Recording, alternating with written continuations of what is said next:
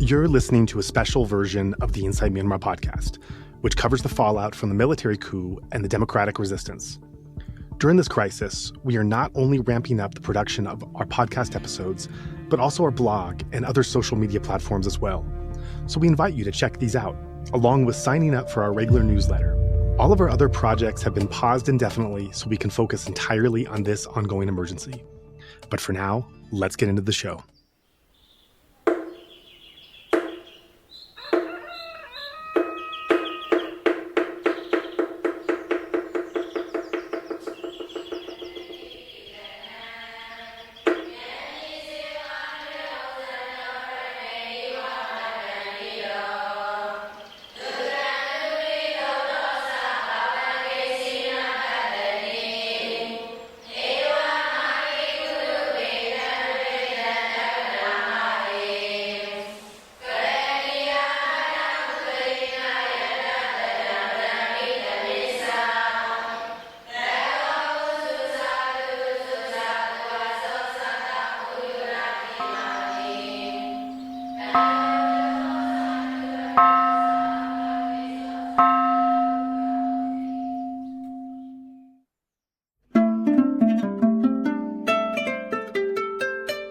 And welcome back.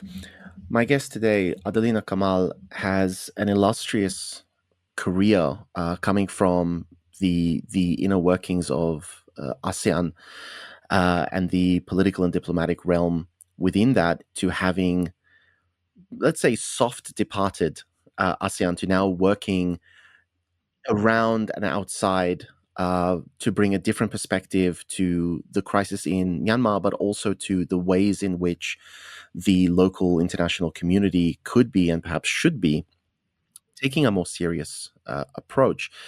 So, Adelina, I'd like to thank you very much for joining us today, and I'd like to give you a chance to give a more full resume and rundown of your experiences to our audience. Well, greetings from Jakarta, first of all, Jakarta, Indonesia. My name is Adelina Kamal, as you said. Before, I was with the ASEAN system for almost 30 years. Well, to be exact, 27 years. And I often mention that I have more than a quarter century experience with ASEAN, because it's pretty long, huh? 27 years, 22 years with the ASEAN Secretariat. Now it is known as the ASEAN Headquarters. It is now called the ASEAN Headquarters, based in Jakarta, Indonesia.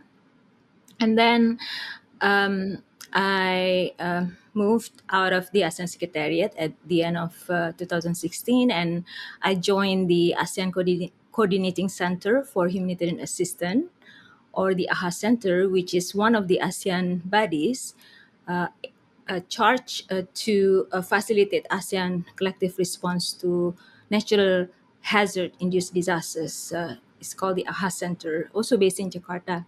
And I joined the center first as the deputy executive director, and then executive director for almost 5 years during the period of 2017 to 2021. Yeah.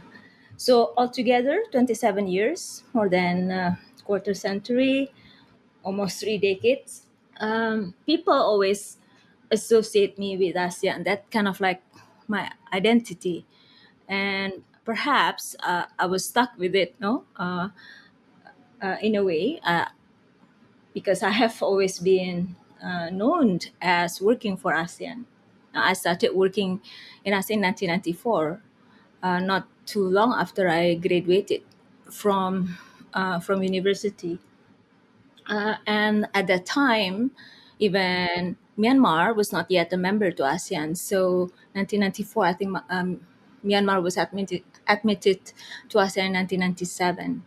When I joined the ASEAN Secretariat in 1994, it was only like 6 members of ASEAN.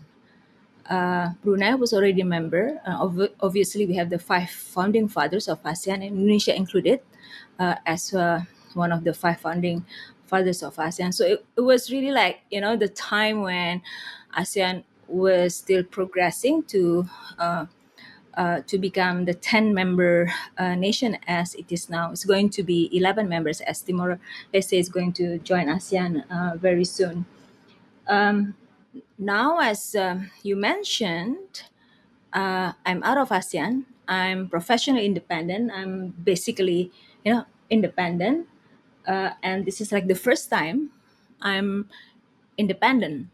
I have never been independent before. I never took a break actually in between positions, even when I moved out of the ASEAN Secretariat at the end of 2016 and then joined the AHA Center. It was only like 1 month break. So I never took a break. My life for almost 30 years, you know, I dedicated my life for almost 30 years to ASEAN, basically. I grew up together with ASEAN, and I have become the person I am right now, partly because of ASEAN. ASEAN has shaped me as an as individual. So then when I left ASEAN in August 2021, after serving as the executive director, which is actually a pretty big deal, no? Leading the AHA Center as the second executive director, the first female executive director. The appointment was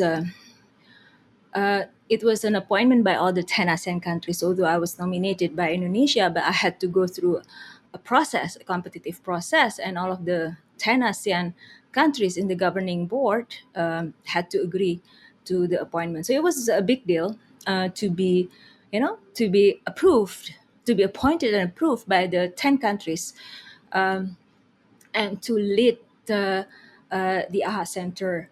Now, I myself with the AHA Center, I have a very strong attachment because um, I, I drafted the I co-drafted the two regional agreements that basically gave birth the AHA Center. So the first was the ASEAN Agreement on Disaster Management and Emergency Response, AADMER, or we call it ATMER. It sounds like a French, ATMER, which was conceived using the Indian Ocean tsunami in mind, right? The 2004 Indian Ocean tsunami that affected a few countries of ASEAN, including Indonesia, Thailand, to some extent Malaysia and Myanmar, as well as the surrounding countries. I was involved in the drafting and the negotiation of that agreement, and the term AHA Center, the idea of having a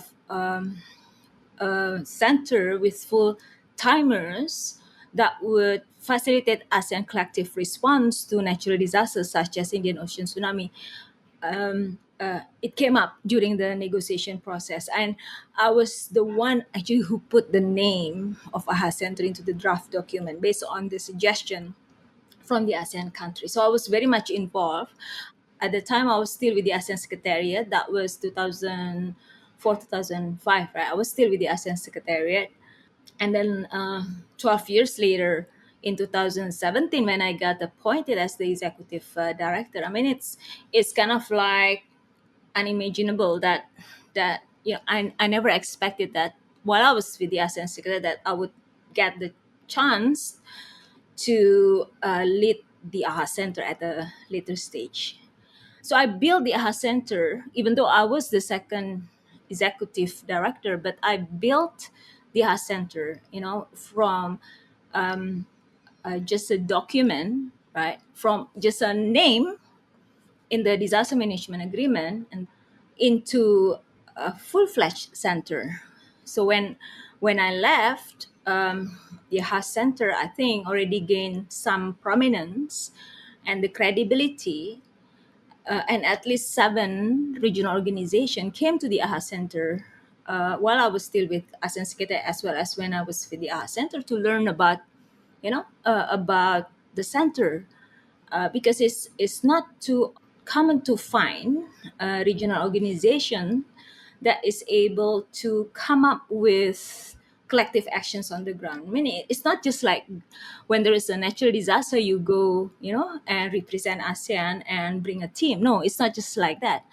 Everything in ASEAN has to be agreed first by all the 10 ASEAN countries. So it took a lot of effort to establish something and to make it work and to actually have a collective response, to agree on the standard operating procedure, to establish the regional stockpiles, to deploy assessment team, to train the assessment team, the experts, and all that, to build the trust and confidence of our ASEAN dialogue partners, and so on and so forth. So I was very much involved in building the AHA Center, from planting the seeds, making it grow, taking it off, together with the first executive director.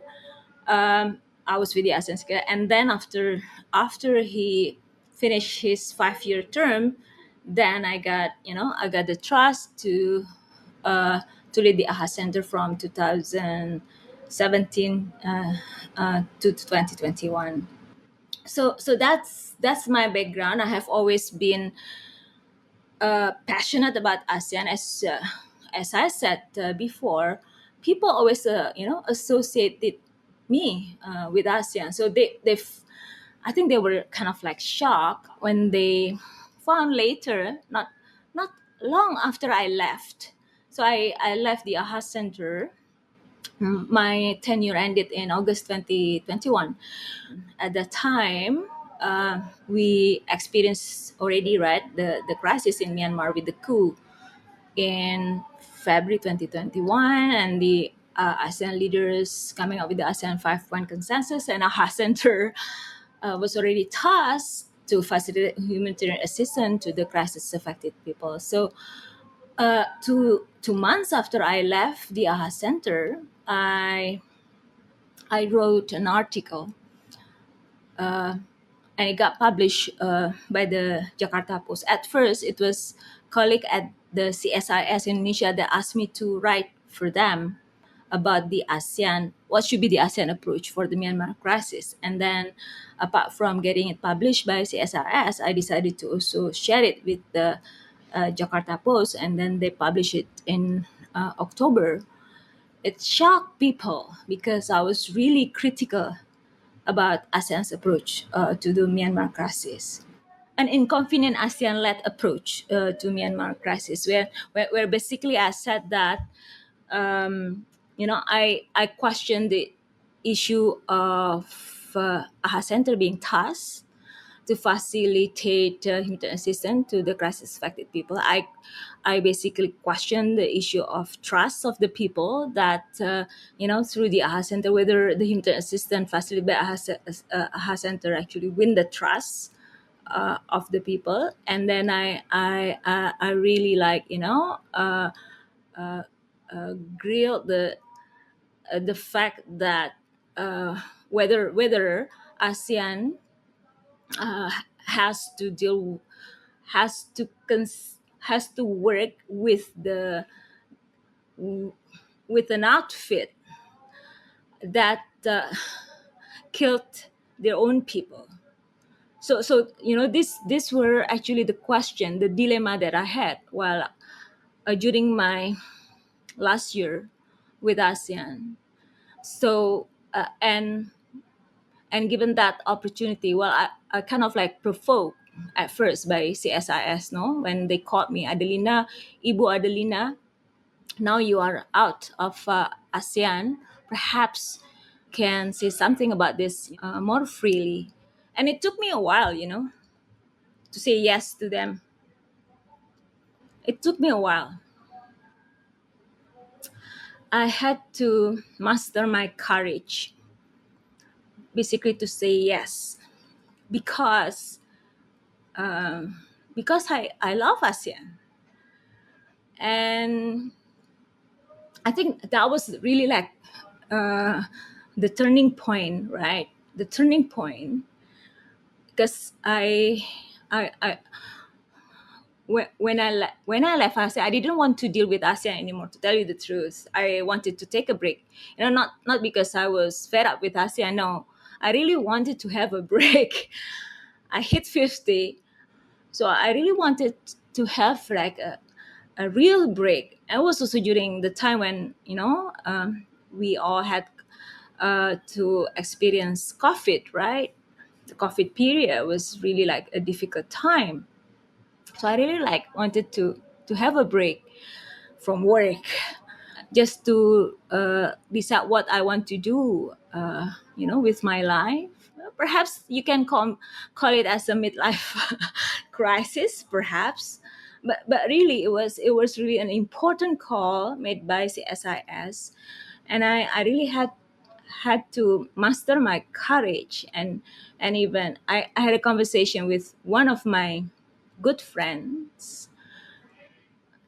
I consider her as a mentor. She's also a humanitarian.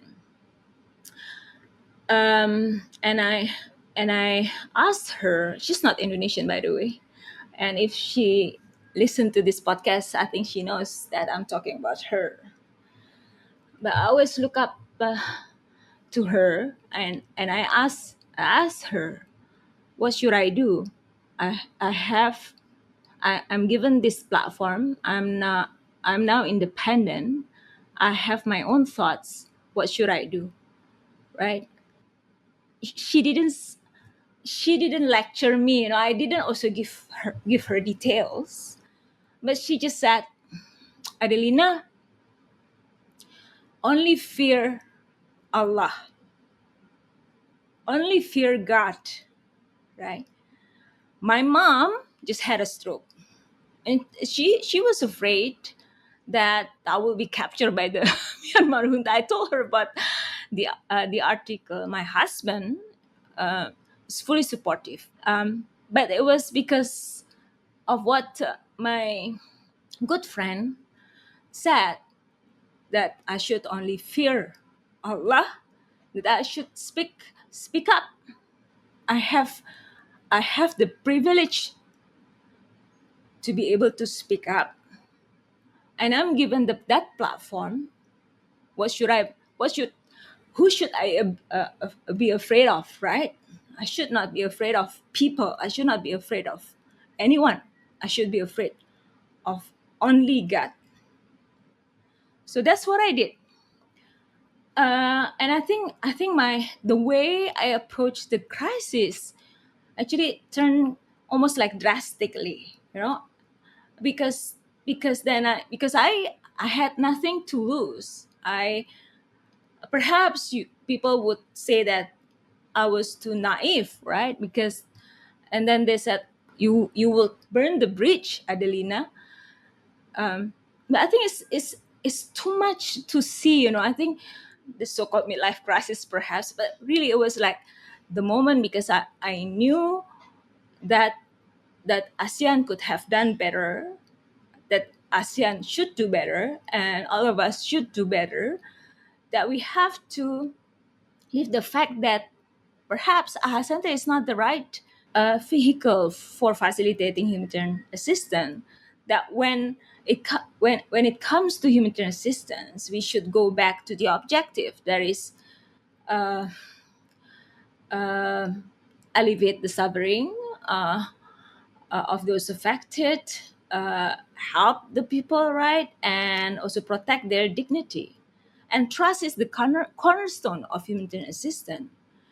And in a political crisis, in a crisis like in Myanmar, who is behind assistance is often much more important than the assistance itself. Of course, perhaps people said that, okay, Adelina, you're just being too hard on ASEAN. No, no, no, no. Because I think trust is important. And we have always been promoting localization, the role of the local communities, and that we are all, including regional organizations, should be behind supporting, right? And others like the international community should support us and when necessary. So if we are really truly to the word localization, then we should also question ourselves: Are we actually the right vehicle? Other means of providing aid, and and I put it up also in the article for the Jakarta Post. Should we consider the one that killed their own people as the focal point? Because the disaster management agreement that established the AHA Center is based on a international disaster law that basically says that assistance is provided when the country affected by by the natural disaster requests for assistance, or when our offers of assistance is accepted. So it's based on consent, right? So the question that I had when I was still the executive director, and the question that I had when I wrote that article, was that if it is based on that premise, but then if the focal point is under the instruction of the one who killed their own people, and first of all, that outfit is illegal and illegitimate by the definition of both domestic and international law, why should we actually facilitate assistance through this outfit? Is there any way of reaching the people? So that's where I thought, okay, and then I, read a lot of articles. I talked to a lot of people, right? Well, actually, I already talked to a lot of people even when I was still inside the system. Although I couldn't not be too outspoken, but it didn't stop me from talking to people, discreetly and consulting them, right? And I think that's also the reason why some people reach out to me, because they knew that I, I was always a contrarian inside the system. Anyway, so I, the question about, is there any other way, to reach out to the population if we are not trusted? Is there any other way? There are other ways. That's, for example, through cross-border aid, through the community-led, community-based, community-led civil society groups who have actually been providing humanitarian assistance to their own communities. So I suggested that ASEAN should change their approach. Sometimes, even if AHA Center got asked to facilitate humanitarian assistance, it doesn't mean that we have to do it ourselves. No, we can facilitate. So when it comes to humanitarian assistance, I think it is more important to really see who can be the most effective. And there are actually those local agents, not only that they are most affected, but they are also trusted by the people affected by the crisis. If my people got killed, right, got annihilated by the junta, I would not want to get help from the junta, from those who killed my people or those who work with the junta. No, how can I trust them, right? So I try to like position myself and really like question ASEAN. There you go. That's basically how I came up with that article. But it was really like a process. It was the process where I shifted some of my friends in the in the pro democracy movement said that, oh, Adelina, you're moving now to the dark side because I'm on the side of the rebels. But you can also argue that I'm moving to the light side, like the rebellions versus the empire. But that was really like the turning point. It was like both spiritual and perhaps religious moment for me that basically pushed me to uh, to be critical about ASEAN, to for ASEAN's own good. Yeah, it is important for some of us to be a loving critic and critical lover of ASEAN, because otherwise ASEAN will languish if our lovers are uncritical and our critics are unloving. And I got that from a Singaporean called Professor Tomiko. He wrote in an article about uh, Singap- Singaporeans. It is important for Singaporeans to be critical, to be independent thinkers, um, and willing to be criticized by both internal as well as outsiders. Otherwise, then Singapore will not thrive. So I got inspired by him, and then when people ask, "Oh, Adelina, are you why are you doing that? Why are you exposing the dirt?" Why I'm not actually exposing the dirt of ASEAN. I I do it because I love ASEAN, and I think that ASEAN can be better. But since I'm no longer outside the system, I I continue to contribute to ASEAN by becoming that loving critic and critical lover. The first question that I need to ask, and uh, again, I hope it doesn't come across too critical of ASEAN, but you talk about the difficulty that you faced internally and the Mm. fears that you faced in coming out and criticizing ASEAN, even though you do it with the experience of having worked in ASEAN in a high position, having seen the benefit, continuing to believe in the benefit of ASEAN, and yet, with all of these credentials and all of these reasons to believe that your criticisms are positive criticisms that are designed to genuinely improve ASEAN, you still had a lot of hesitation and a lot of fear in coming out and criticizing ASEAN. And the question that I have here is, do you think that there is a culture within and around ASEAN that makes improvement and that makes change and that makes progress difficult because people who want to bring about improvements and changes feel that they cannot safely and openly criticize the things that are bad? Okay. Well, I think it depends on the leader. There were periods or moments when I was with ASEAN when it was okay for me to be critical.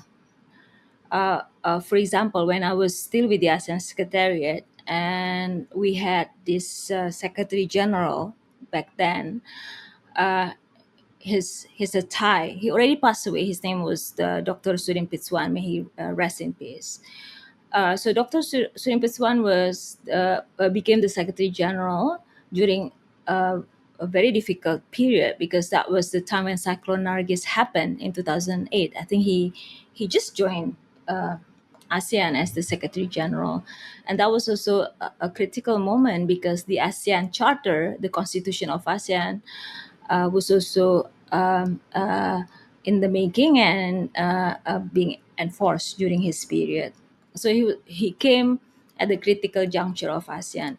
But I remember, well, he was one of those leaders, and it was very rare. I think he's very rare. Uh, I don't think that we have that kind of that kind of individual anymore within ASEAN. But he allowed me to be critical of himself and of ASEAN Secretariat. So I think it also depends on who the leader is.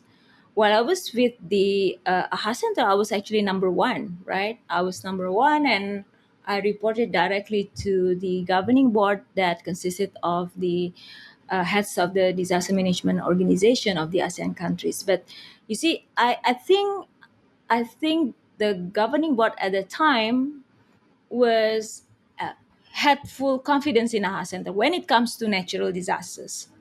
Why? Because natural disasters are considered as non-contentious issue.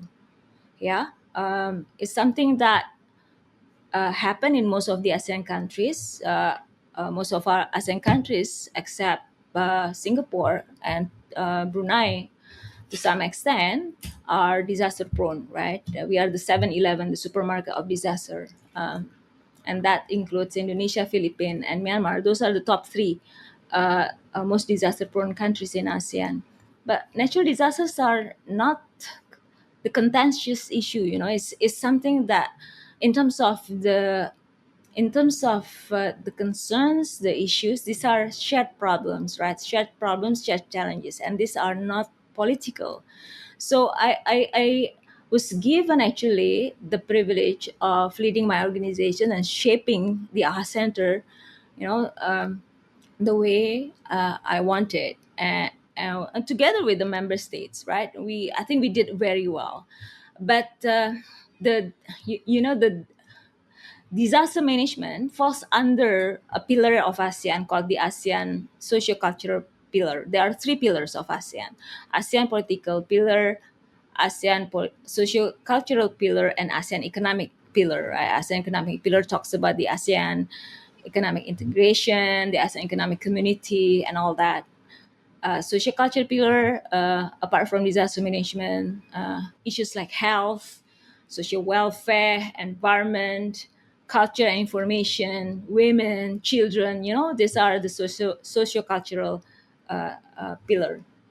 And then the political security pillar. Now, when we talk about the the coup in 2021, that is actually is a matter under the political security pillar, not even under my pillar. I reported to a governing board that composed of heads of national disaster management organization, and they report to the ASEAN ministers in charge of disaster management. Then they report to the ASEAN leaders, right? These ministers in charge of disaster management. So so I have to go through a long way actually to go to the ASEAN leaders. And what happened in Myanmar in February 2021, it was for the political pillar. It was the group. It was for the political pillar to focus on. And ASEAN has been known as an elite regional grouping, and when it comes to the system itself, within the system, the most elite grouping would be those in the political security pillar, and and and everyone else under other pillars, I would say, including the socio-culture pillar, as well as ASEAN bodies like the AHA Center, we would have to wait for the direction of the political leaders.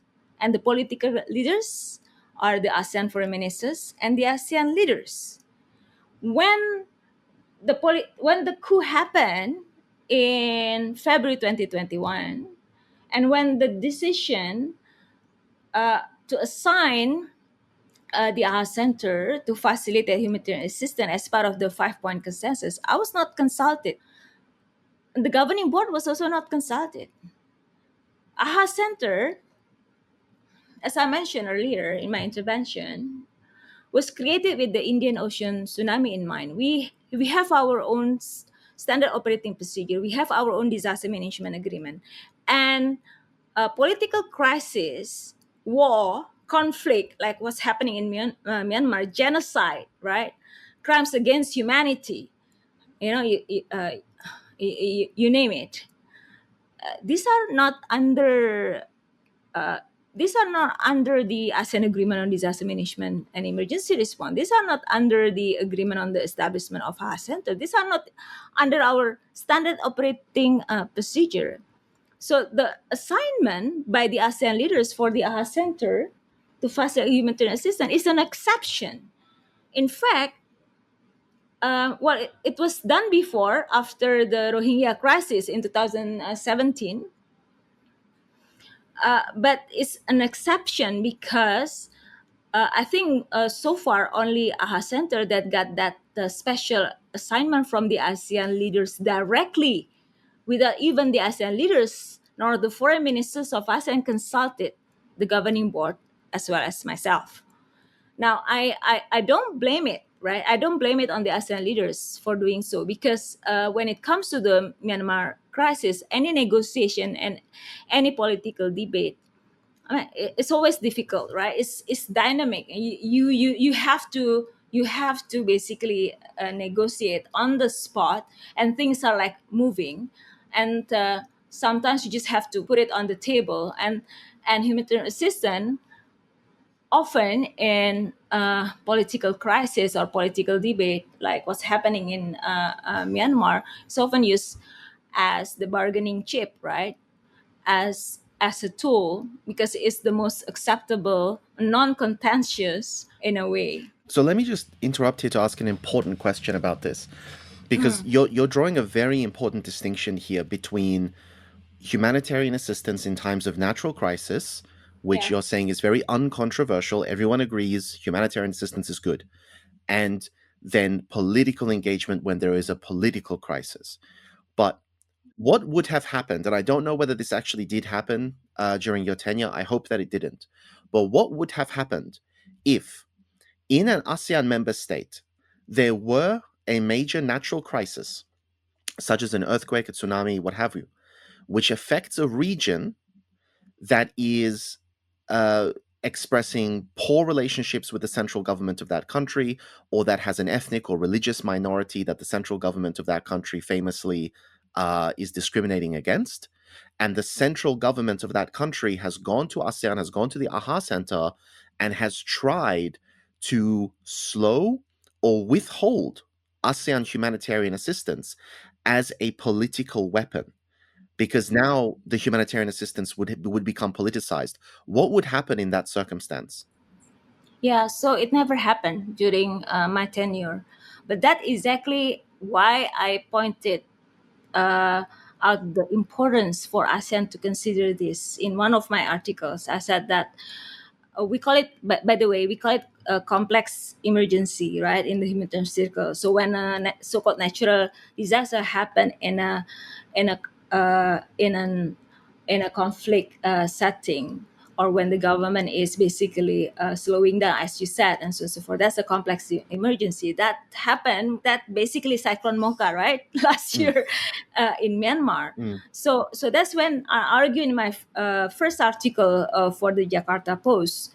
You cannot expect a rambutan tree to produce a durian fruit, meaning that we cannot use a disaster management agreement to provide humanitarian assistance for a conflict setting like the Myanmar crisis or the Rohingya, because the context is different. And then also second, um, the premise is different, because the disaster management agreement that established the AHA Center was created with the assumption that the government affected by the disaster is able and willing to help their own people. mm, Right? In a situation like the Rohingya or the coup, the so-called government is unwilling to help their own people.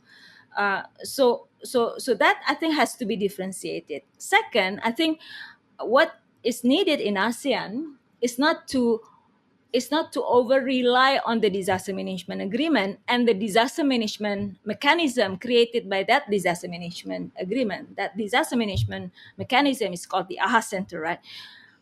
It has been over reliance on the disaster management agreement, disaster management mechanism. There should be some kind of a principle or a code of conduct, uh, but basically a decision by the ASEAN leaders. If this situation happen, right, and either it is a natural disaster happening in a conflict zone or conflict setting, or what happened in Myanmar after the coup, how should we consider that authority, right? How should we treat that authority? How should ASEAN actually deal with it? So that kind of like code conduct is not in existence, and that was difficult for us in our center, and I believe in any, for anyone in the humanitarian community, because AHA Center is part of that political organization called ASEAN, right? And this is a political crisis. And that assignment, that special assignment coming from the ASEAN leaders came to us out of that political crisis. AHA Center cannot just move in, no, and then utilize the disaster management agreement. Well, some people actually within the member states ask me, Adelina, why can't you just move in and just drop the boxes? No, cannot. And this is where I ask them, I question them, what is your end goal? What is the objective of our mission here? If the objective of our mission is just to drop boxes at the airport, easy, because we have done it for over 30 times. You know, AHA Center, but when I was still with the AHA Center already responded to catastrophic disasters, not only one, right? More than 20, more than 30, if I'm not mistaken, at that time, it was 2021. So we had that experience of facilitating ASEAN's response to a catastrophic natural disaster, and not only that, facilitating one ASEAN, one response, right? So I think we are the good news in ASEAN, but you cannot use, the political leaders cannot use the good news, right? The good news here, that is ASEAN, the pride of AHA Center is the pride of ASEAN, because we can actually bring the solidarity of ASEAN on the ground, but we cannot use that in that context, in the context that what's happening in Myanmar, because we have yet to pass the bridge, and that bridge is defining how do you call that coup in 2021. And that, for me, you know, as the soldier, right, as the humanitarian soldier, you call it perhaps, right, I need to know, as the executive director of our center, I need to know what is, you cannot just send an army of soldiers, right? Soldier perhaps is not good. You cannot just send your troops, your tools on the ground without telling them what do we want to achieve out of this. Are we doing it just dropping the box? Again, easy. But if we really want to alleviate the suffering of the people, and if we really want to make our assistance effective, right, not just performative but effective, then we have to be then we have to really like question the things that I question, whether it is the right focal point. Are we allowing our assistant to be manipulated by the one who bombed and who killed their own people?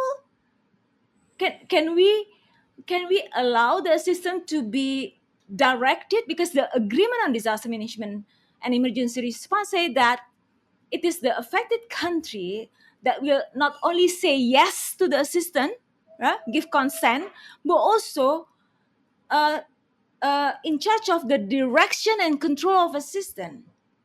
Meaning that who should be receiving the assistance, how the assistance should be received.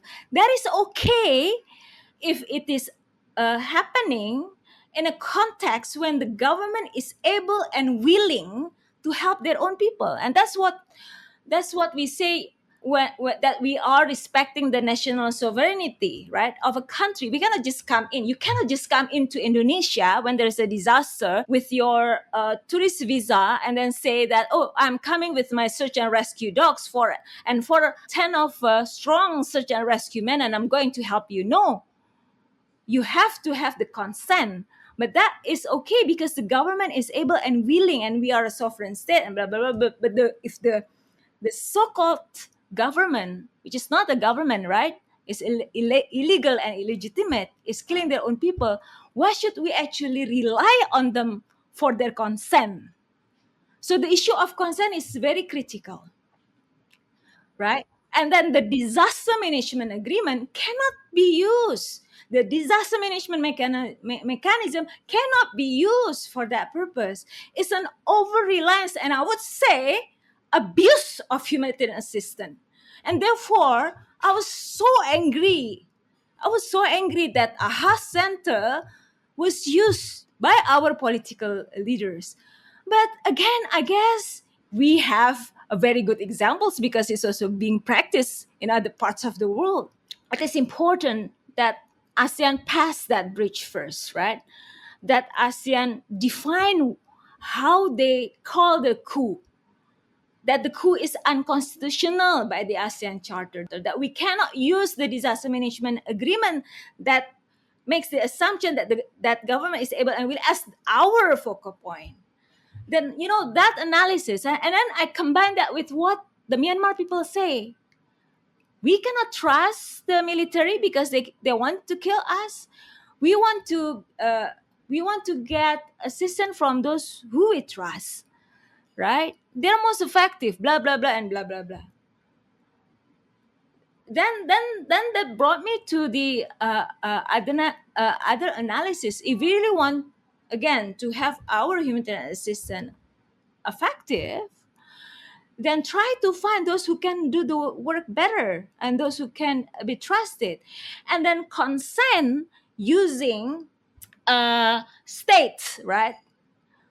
It's not always applicable because it is the right of the affected population to get assistance. They don't even have to ask for it. And that's what the humanitarians say in the case of Gaza, right? They don't have to ask for it. It is the right, it's the human right for those affected by the crisis to get assistance. Now, should we actually get approval or consent from the one who killed the people? It just doesn't make sense, for God's sake.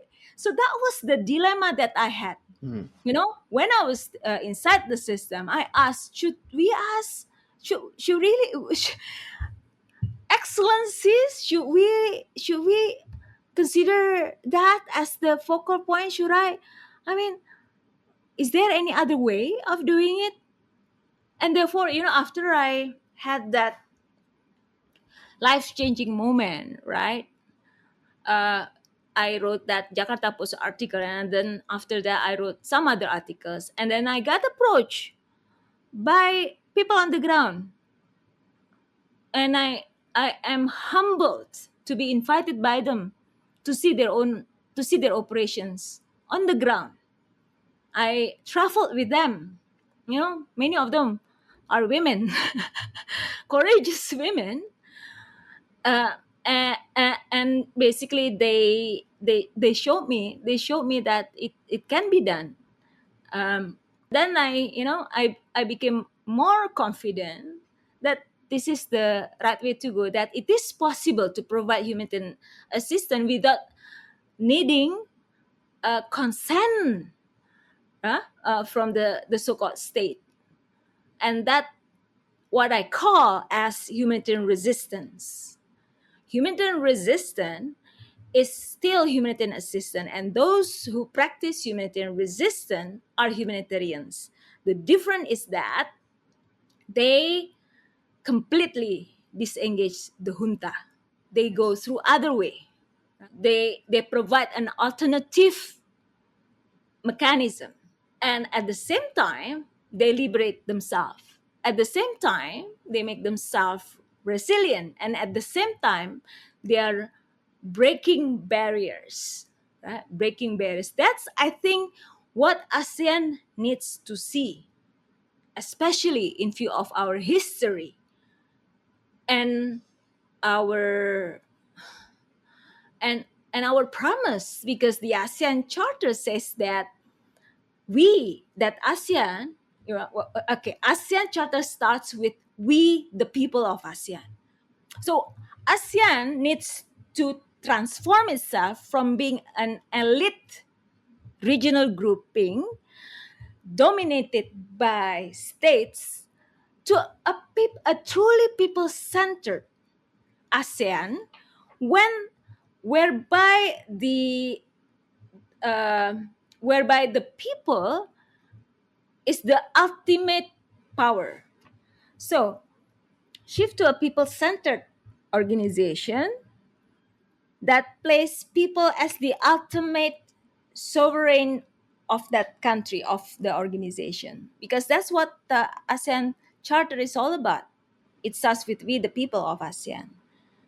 But right now, I think ASEAN is still dominated by states, and many of them perhaps are not aware that their power is given by the people, right? I mean, that's what government means.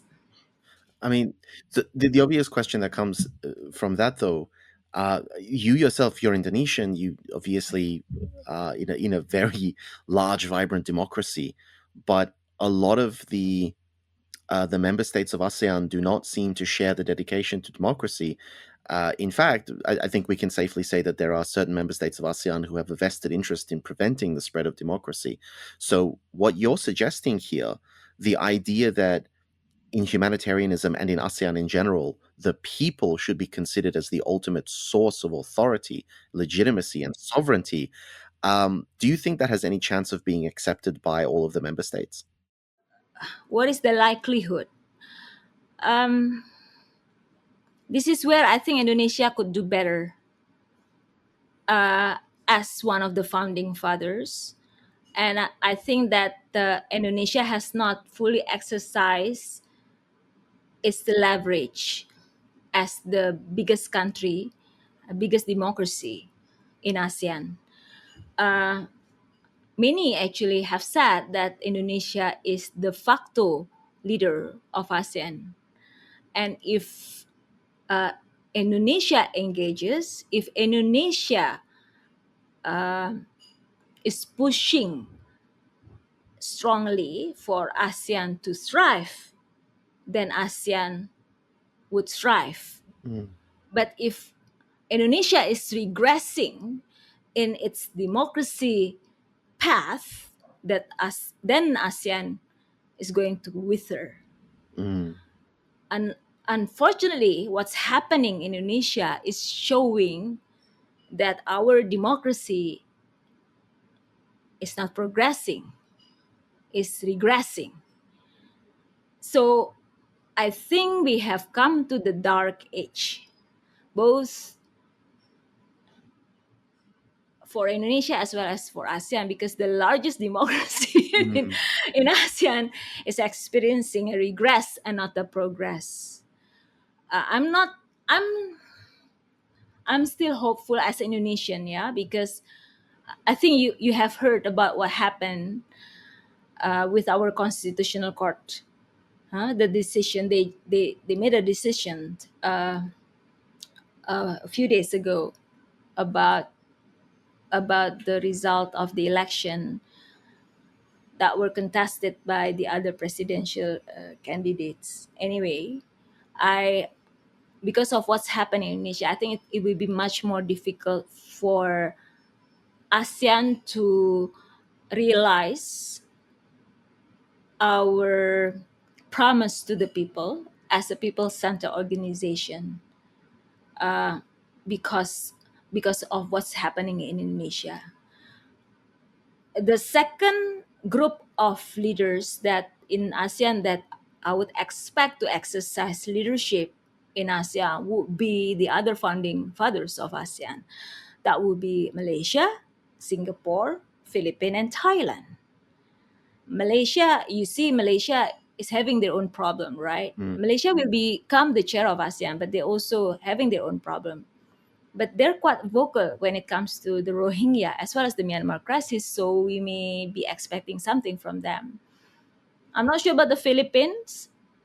Singapore, I think, also very critical because many actually, there was a recent survey by the Southeast Asian Studies Yusuf Ishak Institute based in Singapore saying that out of the 10 ASEAN countries, Indonesia and Singapore are considered as those members in ASEAN that influence the most compared to the others. So Singapore actually could also should also exercise leadership, but although Singapore is strong in terms of its voice, but it is not the largest democracy. Indonesia is the largest democracy, and it is based on the principle of unity in diversity, right? And if we cannot thrive as a democracy, how can we actually make ASEAN as the people centered? Indonesia is not has not exercising our leverage the way I see it in the Myanmar crisis, and ASEAN too has not utilized all the things that we could utilize.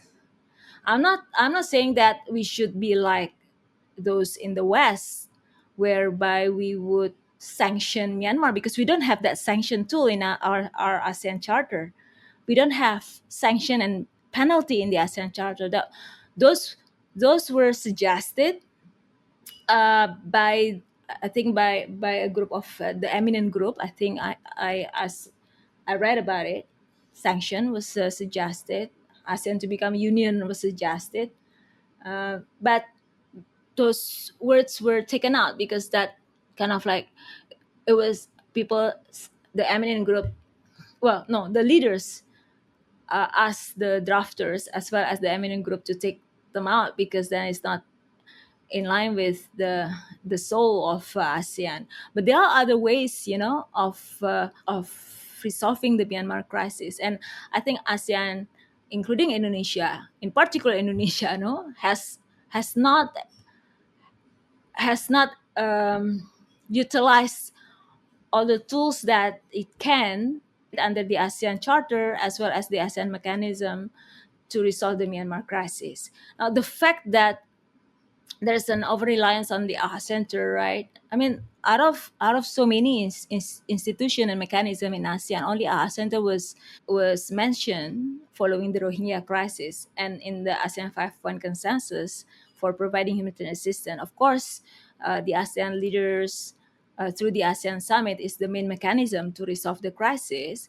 But there are also other mechanisms in ASEAN, no? Like the ASEAN Intergovernmental for Human Rights, the ASEAN Institute for Peace and Reconciliation, the ASEAN Declaration on Women, Children, ASEAN Convention on Trafficking, the ASEAN Agreement on Maritime Search and Rescue, and so on, so forth. But none of this, right, both under the political security and sociocultural pillar, have been utilized.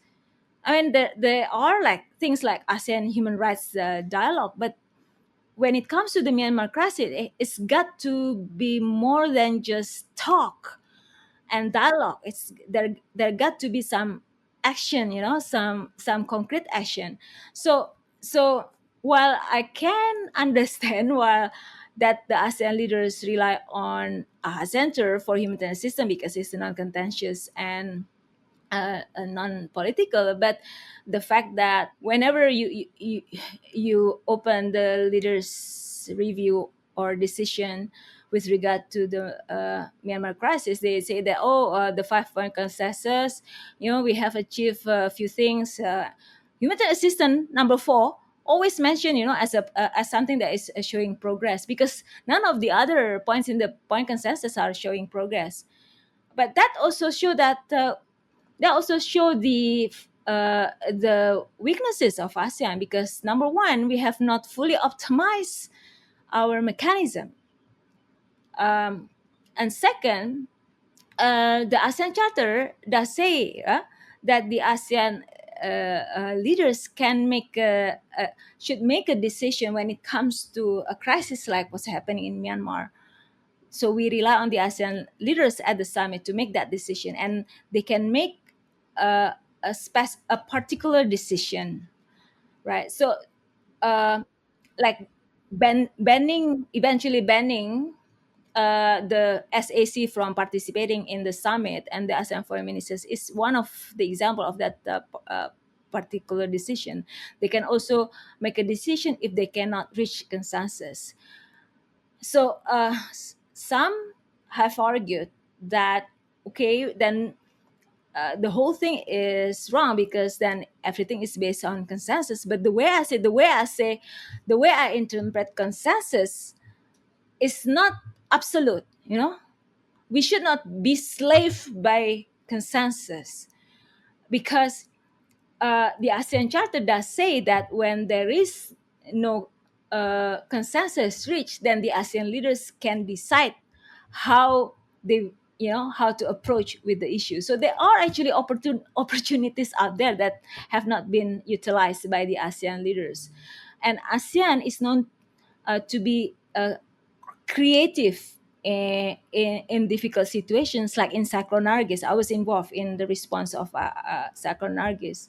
One of the foreign ministers said, it was Indonesian foreign minister at that time, Hassan Wirarida, said that we actually moved beyond sanction. It was not sanction as defined by the Western government. What we gave was an ultimatum to the Myanmar government back then, that what how Myanmar government back then responded to the pressure on ASEAN would define what Myanmar means to ASEAN and what ASEAN means to Myanmar.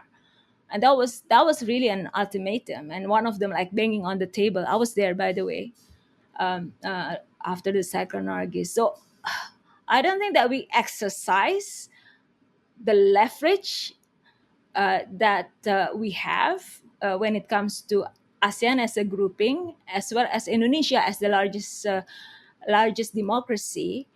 And I think because it's been like 3 years, right?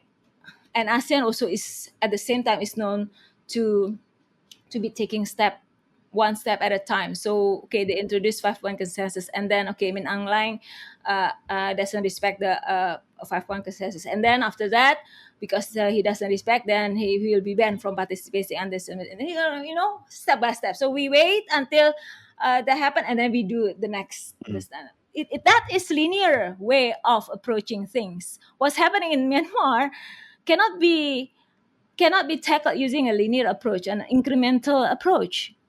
It's reactive as well. It's not proactive. Then ASEAN is not doing anything. Therefore, the way I see it, consensus and consultations are not bad things, These are necessary. But what is happening in Myanmar is an exception.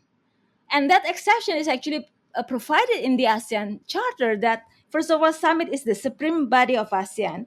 And the summit, right, meaning the ASEAN leaders through the summit, has the power to address emergency situation affecting ASEAN by taking appropriate actions. And they can also decide how a specific decision is made when consensus cannot be reached. And as I said, consensus cannot be taken as at the face value, and non-interference is not the same as indifference, right? Ignorance. The way I see it, the way some of the ASEAN members approaching this situation look like indifference or ignorance or actively opposing. But again, this is where Indonesia and other founding fathers of ASEAN should exercise their leverage, right? Because how can we become proactive? How can we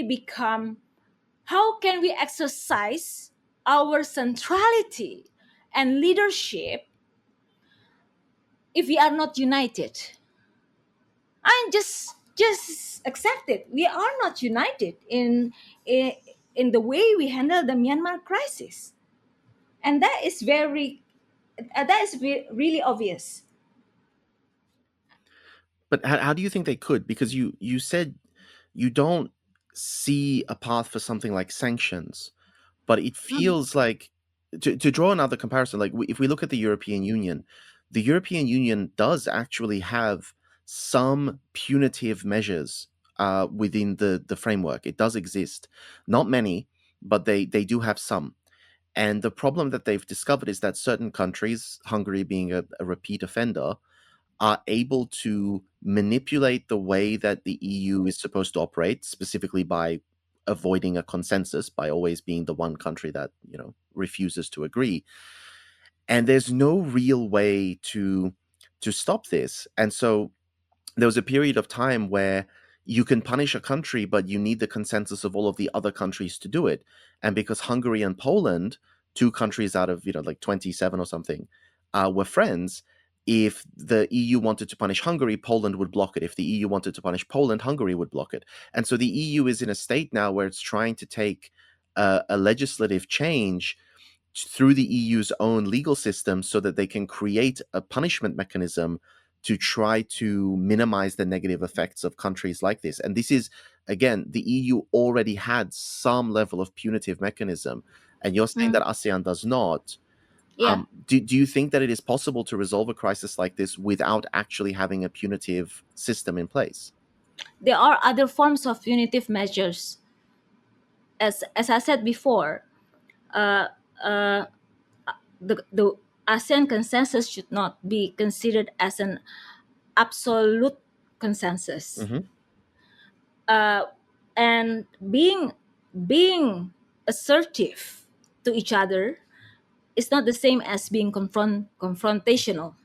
Yeah, I think some of ASEAN members are afraid of being confrontational to each other because of our history in the past, right? Indonesia, confronting Malaysia and all that. So we don't want that, but it doesn't mean that we can't be assertive.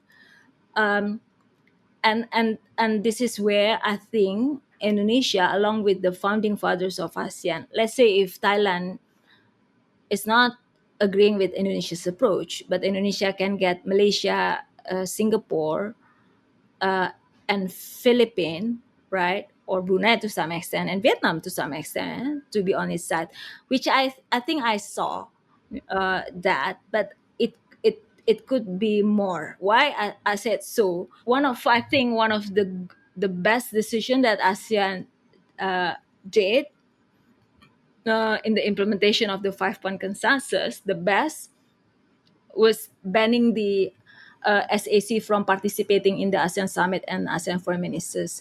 But it should not stop at that, no? It should be made applicable to all meetings of ASEAN, including those meetings with the dialogue partners. So SAC should have been banned from participating in all meetings of ASEAN and in any activities of ASEAN, any community building activities of ASEAN, including ASEAN Plus, ASEAN US Summit, or ASEAN East Asia Summit, defense ministers meeting, exercise. There are many of this, right? It should be banned from participating and benefiting from the the ASEAN activities and meetings. It is not the same as suspension, no. Banning from participating and benefiting from ASEAN activities is not the same as suspension, but it is what I call a soft suspension, and even that was not taken. That was one of my suggestions in my second article for the Jakarta Post, that ASEAN should reframe the 5 points consensus in line with the ASEAN Charter. And that's where I suggested that the SAC should not have the privilege of participating in ASEAN institution, exercise forum, workshop, as if the situation were normal, but their non-participation only at the ASEAN summit and ASEAN foreign ministers. And I heard also, even in the past, though the SSE leader as well as the foreign minister of the junta were not given the seat, but they could hear the discussion, of the ASEAN summit and ASEAN foreign ministers. So that means that they're still benefiting and they could hear, the discussion. They should be banned from participating in all of these meetings. It doesn't mean, however, that that ASEAN should stop talking to them, but they can talk to them, ASEAN, either collective or sending representative like special envoy, or certain countries like Thailand. They can still talk to the junta, right? To tell the junta that to honor their commitment to the 5 point consensus. But They you can think do that, but SSC not by allowing them to sit in the ASEAN, in ASEAN meetings. It makes life difficult, no, for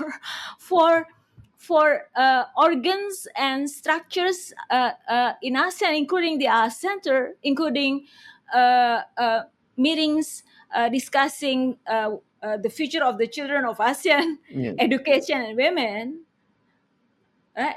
As well as the dialogue partners who don't want to deal with anyone under the SAC. It makes life difficult.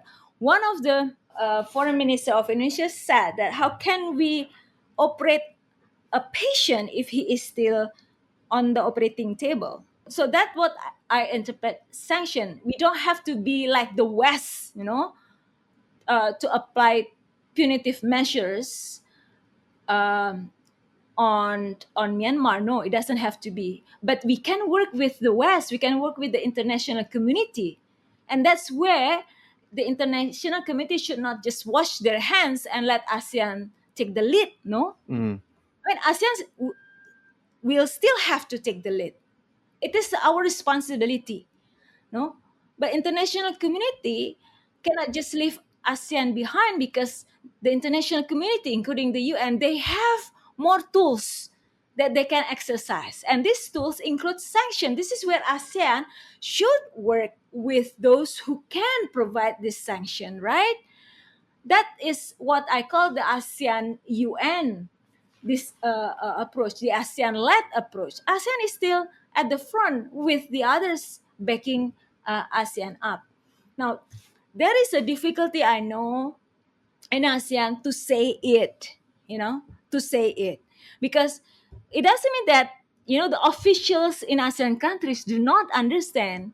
When I talk to them, those in the capitals of the world, including in the region, they said that, Adelina, we don't agree with what the junta is doing. We don't recognize the SAC. Yeah, if you don't recognize the SAC, why do you allow them to participate? You know that Singapore and some other companies have been exposed, right, by the special rapporteur Tom Andrews. Governments in ASEAN have their own way, right, of disagreeing. But I think because it is an exceptional case, it is very important for them to say it, right, that it is that the SAC, that the coup was an unconstitutional move, that it is incompatible with the ASEAN Charter. They are not the authorized authority, voted by the people. They are not at the same level as the president of Indonesia, the president of the Philippines, the prime minister of Singapore. They're not a government, right? They have to say it. They have to define SEC as it is. They have to define that what happened in February 2021 was a coup, and therefore they cannot participate in ASEAN activities. They have to. They have to. And even if they cannot say it in action, I think there is an option by the ASEAN leaders to ban them all the way, not only at the ASEAN summit, but also at and the foreign ministers meeting, but in all meetings of ASEAN. Mhm. So that's number one. That even that soft sanction is not exercised. Therefore, I think we have not done, we have not optimized whatever tools that we have under our sleeve. And Mm. Indonesia too. Indonesia could, if Indonesia, want to do it. But does ASEAN have the right? Because you keep mentioning the SAC and saying that Uh, the SAC should be excluded from these things. Does ASEAN have that ability? Because the United Nations famously says we don't recognize governments, we recognize countries. Does ASEAN have the ability to single out the SAC as a political entity and say you are not invited? Or is the only option ASEAN has to say that Myanmar as a country is uninvited? What distinction is made? well, first of all, I think ASEAN already, in an indirect manner, they already said that AC is not the legitimate government, right, of Myanmar, by not inviting them to the summit and the foreign ministers meeting.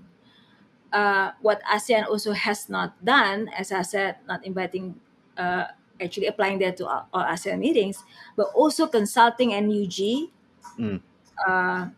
openly, right? Not discreetly. Because that's what I'm saying. From the international perspective, Yeah, if they don't invite the SAC, the message that a lot of us get, because we're used to the United Nations system, is yeah. not, or ASEAN does not recognize the SAC. The message we Mhm. get is ASEAN does not want to talk to Myanmar. They don't want to talk to the SAC. They don't want to talk to the NUG. The But they NUC. don't want to talk to NUG. That's the message we get, is the Exactly. entire Yeah, country is being barred, and that yeah. implies that the SAC's legitimacy is still being somewhat Exactly. acknowledged. Yeah, yeah, I agree with you. Okay.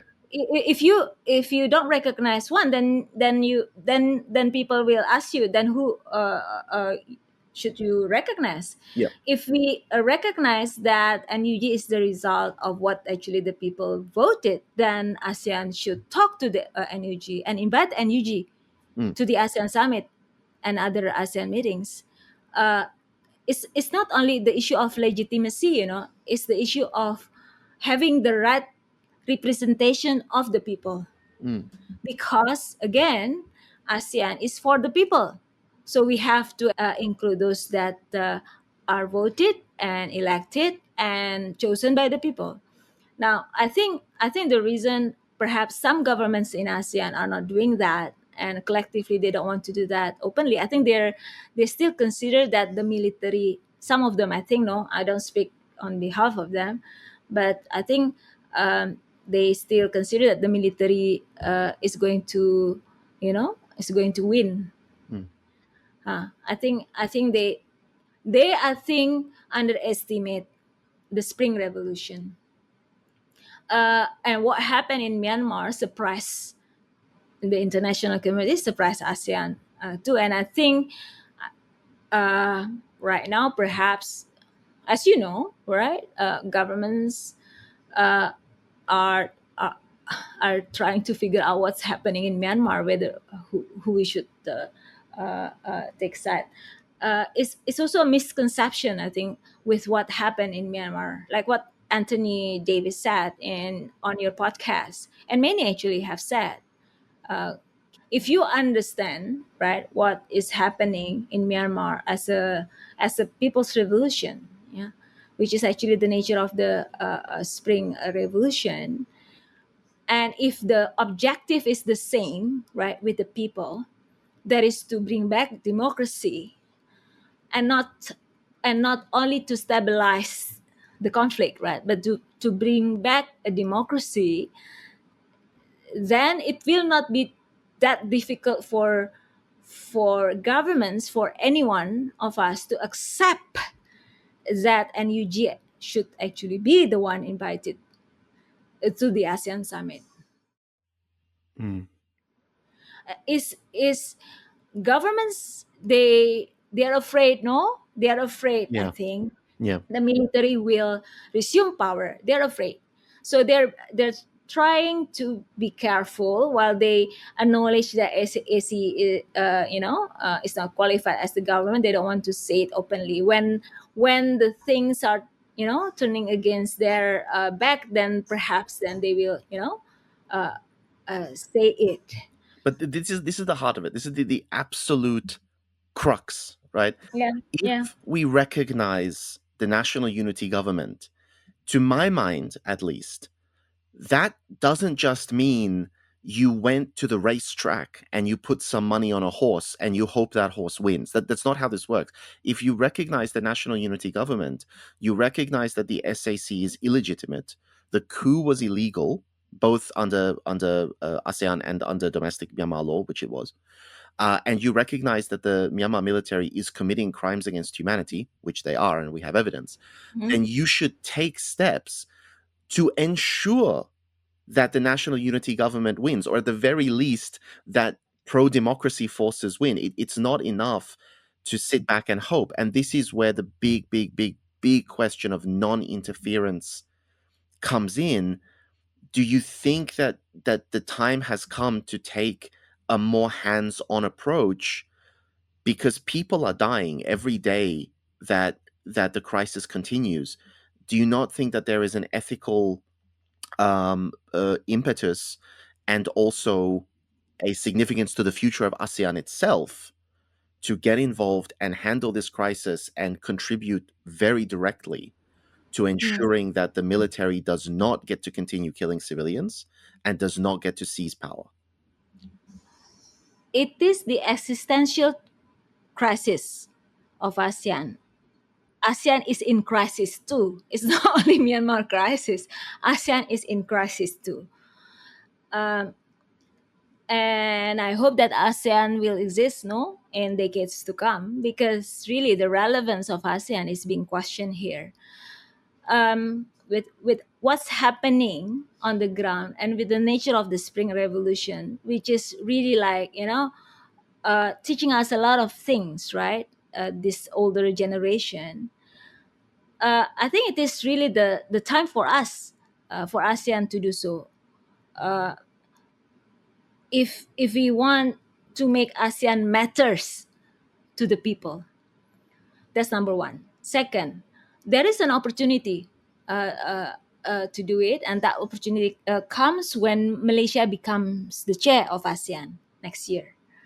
Because I think Malaysia has openly said, right, recognize NUG, invite NUG, recognize NUG. So I hope that Malaysia will become the next leader of ASEAN, since Indonesia couldn't do it. They did okay during the chairmanship, but they could have done better.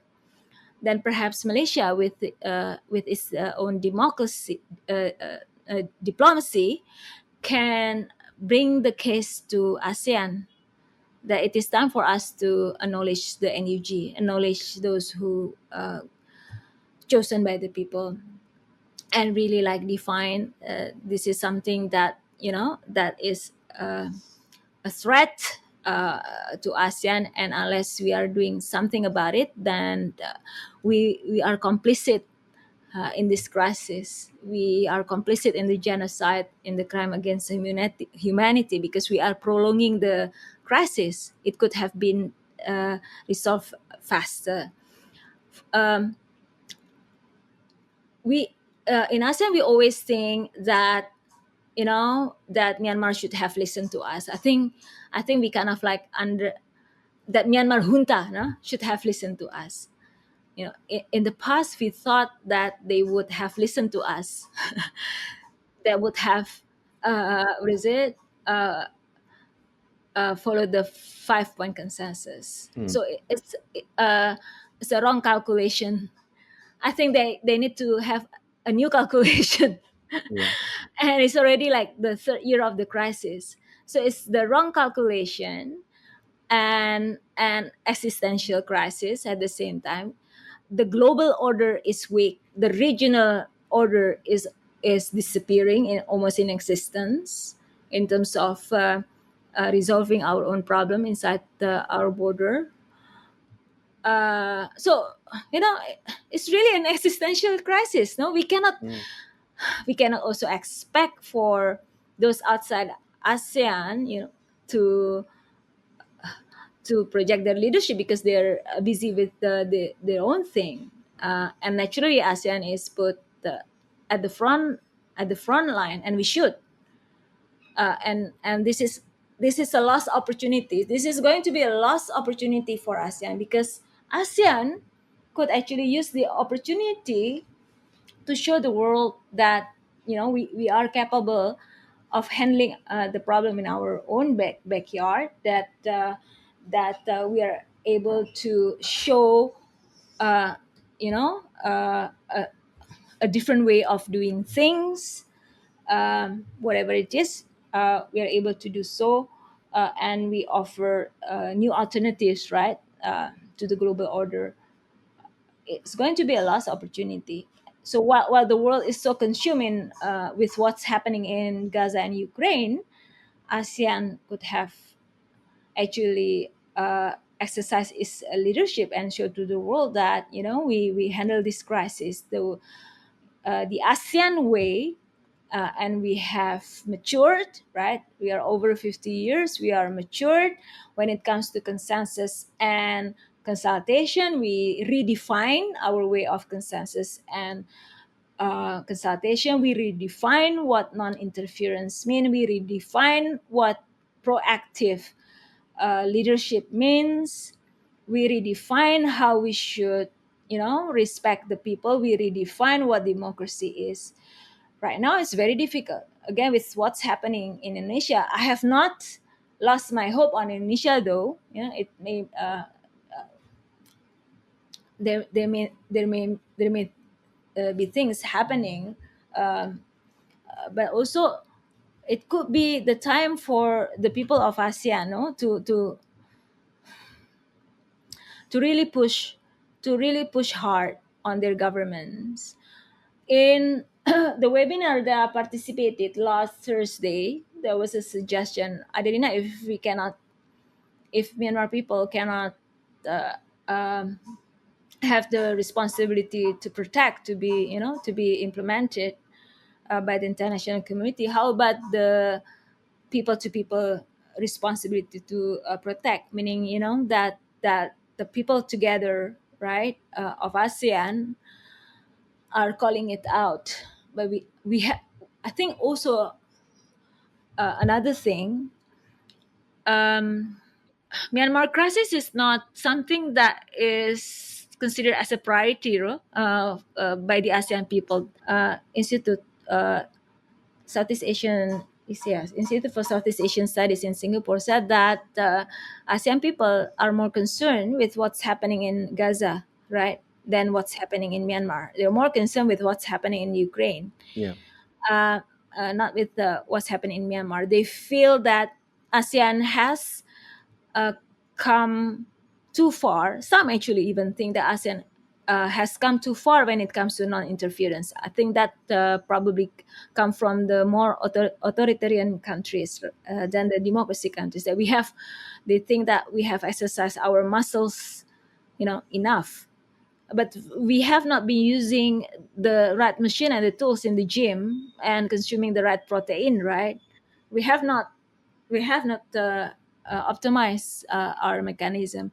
Now, it is also the right time for ASEAN to learn from this. And I'm not sure whether the mechanism in ASEAN is doing that.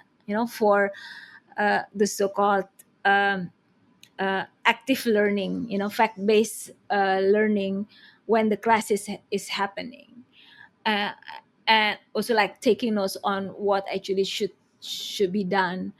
For example, just a simple thing, stock taking on the mechanisms within ASEAN that could have been utilized uh, to deal with the Rohingya crisis, to deal with the Myanmar crisis. And then also talking to the UN and the mechanisms, right? Utilizing the things that we don't have, like sanctions. What are the things that the international community can offer? I think that's also the kind of leadership that the international community wants from ASEAN, for ASEAN to tell them what we can do, right? To help ASEAN. But how can ASEAN do that? Again, as I said, if ASEAN is not united.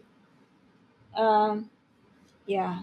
But so I do want to go back to something that you said a little bit before, and I want to double check. I know that you have a very sort of pro ASEAN view. Is When it? Well, I have been very critical, no, on you have ASEAN. been Just you have been very critical of ASEAN. You have been critical, but you have, as you said, you've been lovingly critical. lovingly critical. Okay. And I appreciate that. And this is one thing that I want to put to you, because you said the 5 point consensus there, but the question is, you said with the 5 point consensus that it was a miscalculation, that ASEAN expected the Mm, military to listen to ASEAN. mm, Now, my question here is, do you see it that way? Because I may be very cynical mm. when it comes to ASEAN. My interpretation was that ASEAN never expected that the military would follow this, because ASEAN has experience with dictatorships. They know how dictatorships generally don't care about external pressure. Did ASEAN actually think that the junta was going to listen to them, or did ASEAN just want to appear to be doing something important without actually making any serious commitments? Well, I may be biased here as Indonesian, right? But it was Indonesia who suggested for the ASEAN leaders meeting to take place in April 2021. I was not involved in the preparation, so I was merely an observer, although I was tasked later uh, as the executive director of AHA Center with regard to point number 4. But it was Indonesia who actually took the initiative, and it was very clear that the foreign ministers of Indonesia, Ibu Retno Marsudi, went around, right, had like visited the Thai foreign minister and the SAC foreign minister while she was in Thailand. It was during COVID. Basically, she did a lot of consultation. I really think that ASEAN at that time, Indonesia too, thought that we could influence Myanmar leadership. It, I think some in ASEAN genuinely wanted, Yeah. it was important. It's not only considered as important meeting, but it was necessary. Yeah. And why it was necessary, it's not summit, yeah, that is not the regular summit. It was called the special ASEAN leaders meeting, and it was in purpose. It was intentionally named as the ASEAN leaders meeting because ASEAN didn't want to give an impression that the SAC is at the same level with the other nine ASEAN leaders, because he's not the elected leader of Myanmar. Mm.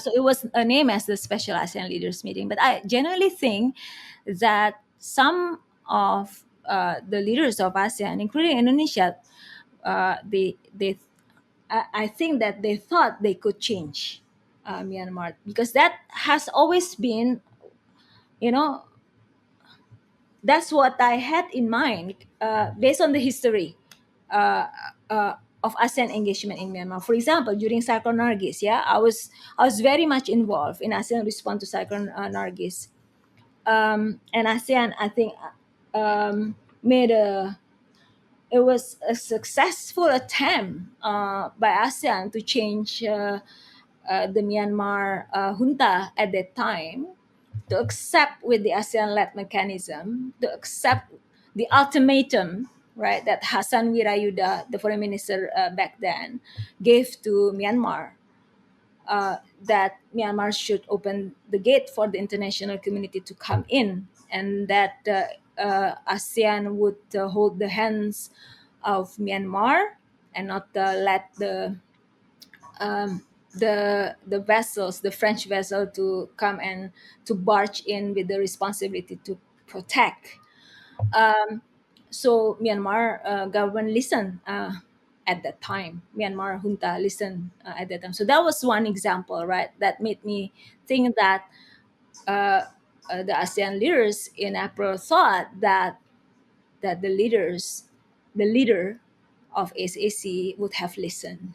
There was another example. That I just read the book by Kishore Mahbubani and Jeffrey on the ASEAN miracle, a catalyst for peace. And there was one example that he gave, Mm. and there was a strong statement drafted, and Singapore was the chair. At the time of the shooting, the ASEAN foreign ministers held a meeting in New York. They participated in the session of the UN General Assembly. Singapore was then the chairman of ASEAN, and George Shue weekly, suggested that perhaps it could be made the ASEAN statement of the nine rather than, the 10, right? Mm. That was after the shooting, when the monks in Yangon were shot during the street protests. Yeah. The Right, it September was in Revolution. August 2007. Yeah, and it was actually, uh, as, uh, it came as a surprise because the Myanmar foreign minister at the time, Nyon Win, said that he agreed that it would be the statement of the 10 countries, and that Myanmar should also endorse the statement. And the statement said that we were surprised to receive reports of automatic weapons being used, and demanded that Myanmar government immediately desist from the use of violence against demonstrators, and so on and so forth, right? So there were these two instances, I think, that kind of like, and also other instances that made us believe that to Myanmar, ASEAN was everything they had Mm. Interesting. to Myanmar. And I think it was somewhat miscalculation, because then Min Aung Hlaing basically SAC ignored ASEAN, right? Mm. Blatantly. And I think it was kind of like a miscalculation. And then when the most senior leader, of ASEAN, from Cambodia, the Prime Minister Hun Sen, at that time he was the chair of ASEAN, visited. Myanmar, visited Napido, he was also, you know, he was sidelined in a way. His recommendation, he wanted to offer certain things, but after his return, then I think there was an incident happening. I'm not sure what was that incident. Oh, it was the It was the execution, wasn't it?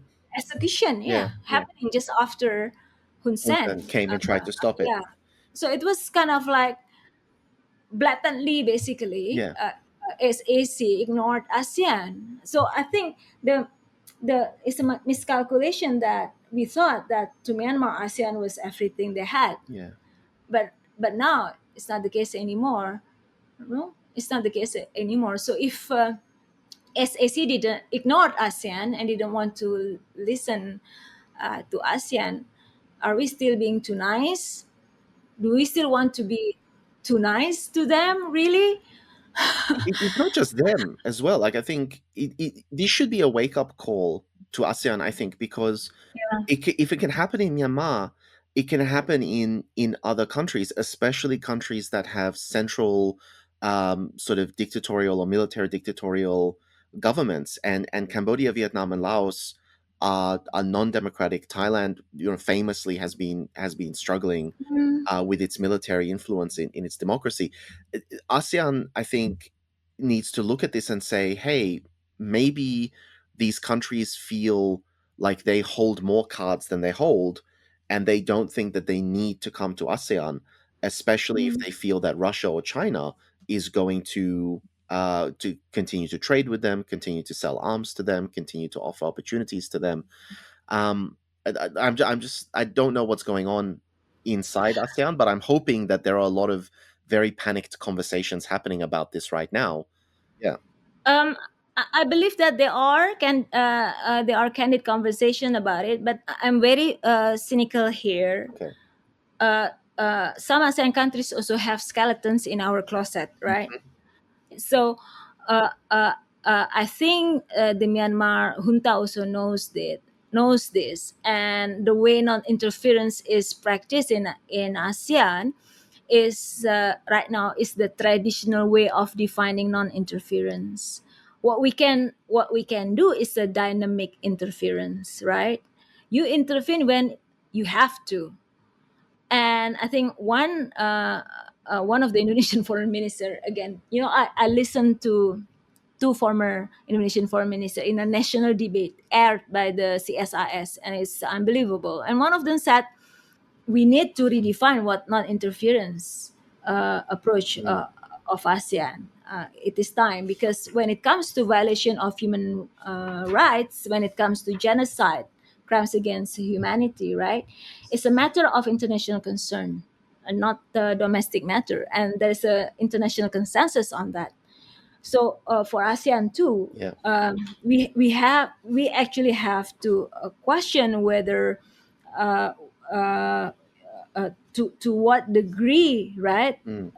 non-interference should be upheld. Do you have a recommendation for that? Because I know you've wrote extensively about non-colonial approaches Mm. to aid, non-colonial approaches to interference, and non-colonial approaches to political engagement. And I'm wondering, do you have any sort of, like, let's say hypothetically you got to meet with all of the leaders of ASEAN and you Oh got my to God. propose to them, this is how, excellencies, I think non-interference should be defined. Do you have an idea of what you would say? I think there will be some other people who will have that would be those with human rights knowledge, and I think also the credibility in terms of governing ASEAN. And there are some foreign ministers and some other people in ASEAN who will be able to say that. uh, I think what I can offer is my perspective on humanitarianism. That's my background. And if I relate that to a humanitarian action, humanitarianism, and if I relate that to the history of ASEAN, ASEAN should have been the first who would say no to any form of colonization.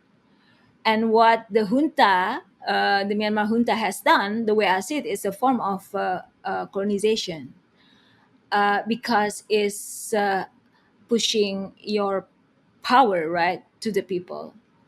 And the practice that the Myanmar junta has been doing in Rakhine State, for example, the uh, the divide and conquer, right, between the Arakan army, the Rakhine, and the Rohingya, the divide and conquer that the military junta is practicing on the international humanitarian community with the registration law, requiring that international organization, NGOs, the UN, have to register if they want to continue to operate in Myanmar, and that also extending that to the local partners that they work with. That also a practice of divide and conquer. That's a practice of colonial empires of the past.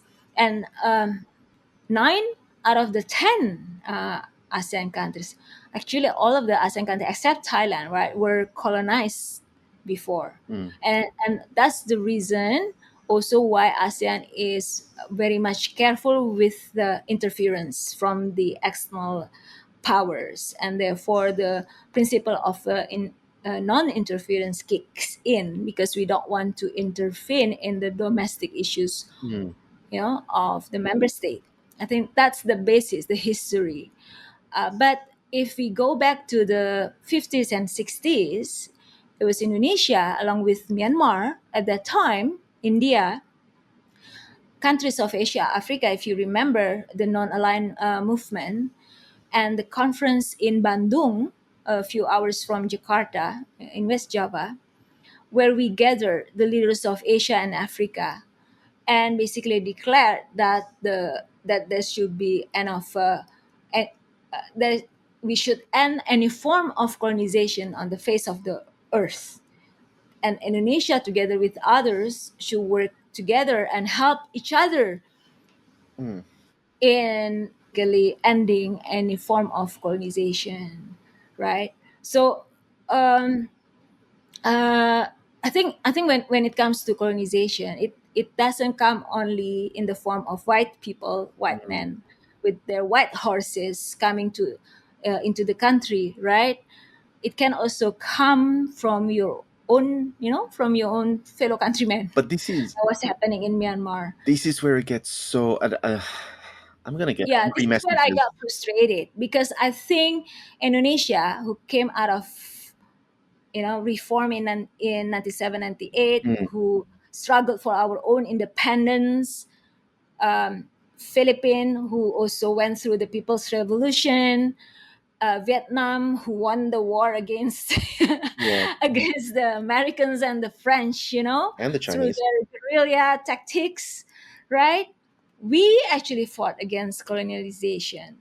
We against any form of colonization, and that actually should be manifested in the way we govern the country, in the way we govern any external power. Now, I think we have been very successful in doing that, because in the first few decades, within ASEAN, there have been no wars, right, among the countries. And that should not be taken for granted. But as the world has progressed so much, right, that ASEAN needs to redefine ourselves, and that includes the way we consider what it means when a crisis happen inside our own country, when such practice of colonization uh, happen and committed, right, by one of us, uh, and and and what we see in Myanmar is basically that kind of manifestation. Now, uh, I know that people are driven, to fight for something if they have the same enemy. So our enemy in the past was, right. We, ASEAN, for ASEAN, we don't want to be controlled by the major powers of the world, right? So we're always like driven by the same motivation, the same objective, and we would be stronger if we are united. So what's happening right now, I would say, that is it is an existential threat. Is it that ASEAN is in crisis because we are not united. We don't have the same objective. We don't. We don't.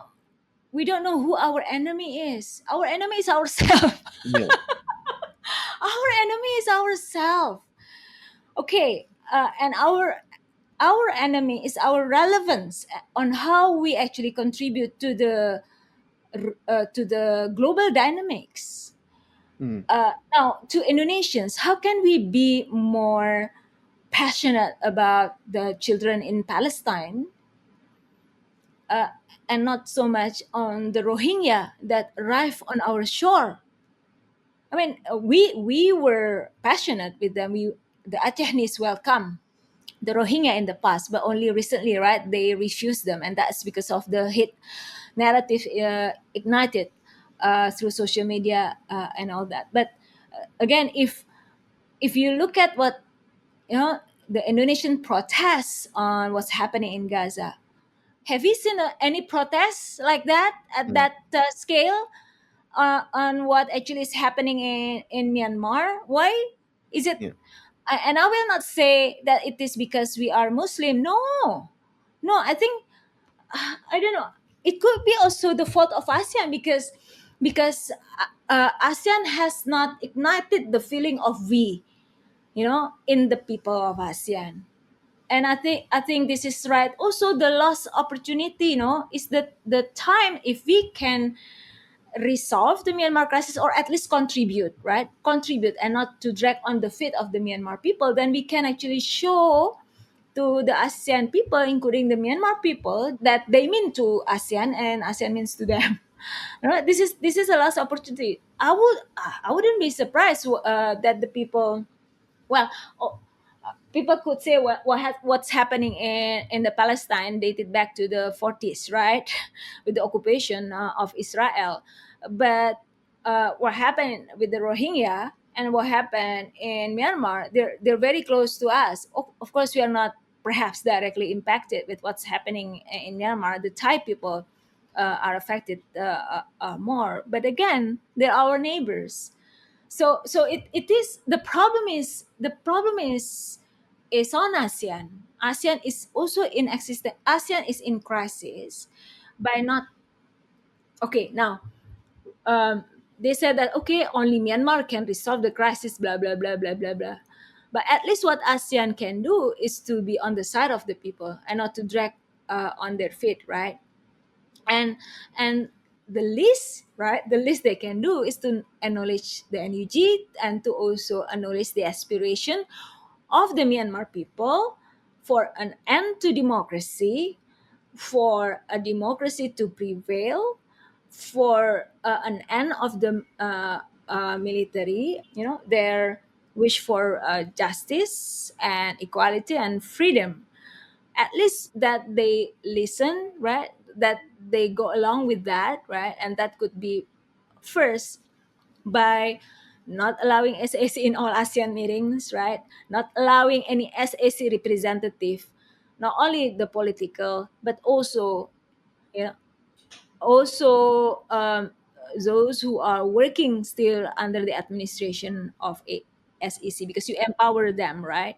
Right now, I still see Myanmar representatives attending the meetings organized by the AHA Center, because the ASEAN leaders at the top cannot say that you cannot benefit from our community building exercise because you're not part of ASEAN, right? You're not the legitimate government. That's number one. And then get the NUG to participate in ASEAN meetings instead. Fill that empty seat with NUG. And then number three would be to have a longer term approach to the Myanmar crisis, to tell the international community when it comes to humanitarian assistance, do not work with the junta. You know what's happening in Myanmar, inside Myanmar. I interviewed Myanmar people. They're in the dilemma too.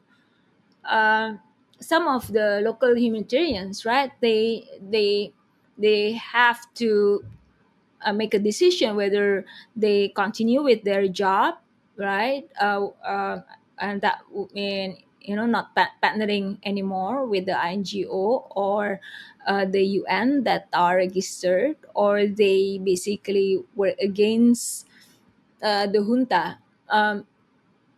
For me, one of the thing that ASEAN do is to make sure that anything that will embolden and empower the Myanmar junta are taken out, right, from the formula, any formula, and that including um, not allowing the international community, not allowing anyone basically, right, to work with the junta. They should not be considered as a government. Why would international community still work with them? So ASEAN should actually tell, no, no, international community, this is our approach. You should not do it because we are not doing it as well. Now, I think right now, I would say it's a wishful thinking on my part because again, as I said earlier, what we are seeing right now in ASEAN is that democracy is in regress,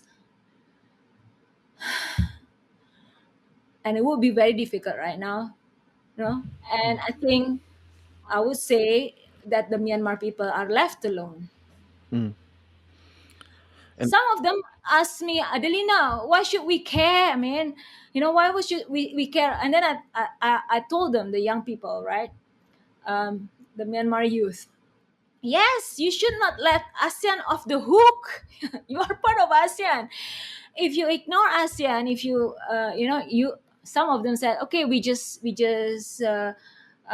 we decide we will not become, Myanmar will not become a member of ASEAN. Okay, you can do that, but then you let ASEAN off the hook. You are the future of ASEAN.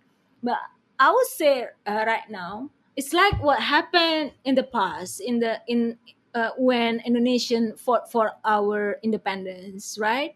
We were left alone. We had to fight for our own independence internally, and we fought hard.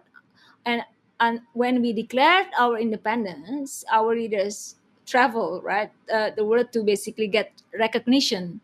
One of the first recognition came from the Egypt, and so on and so forth. Only 4 years later, the Dutch said that, okay, we're no part of the colonies. So going back to your question about decolonization, I don't like that word, to tell you the truth, because decolonizing is such an passive word. Freedom, liberty should also be fought for. It's as if, like, that the freedom and liberty can only be given, right? That's the act of decolonizing. um, and some of us in ASEAN fought for our independence. That would happen for Indonesia. My message to the Myanmar people is not to uh, let ASEAN off the hook, mm, but I think it is the reality that right now they are left alone. But there are people, right, within the community of ASEAN, I myself included, and some other people, some Indonesians here. We have some people here in Indonesia, some in Malaysia, and some in other countries of ASEAN who believe in the struggle, in the fight for democracy, the Spring Revolution, and I'll do whatever I could, because I think, while I'm skeptical, but also at the same time hopeful, it is also, I cannot just sit down, right, and do nothing, because there were cases in history, including Indonesia and including ASEAN, that small thing actually can change a lot of things sometimes.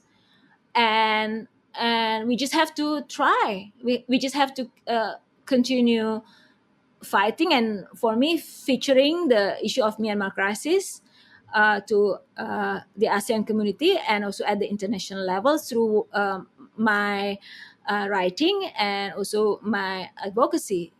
Now that I'm outside of ASEAN, that what I can do.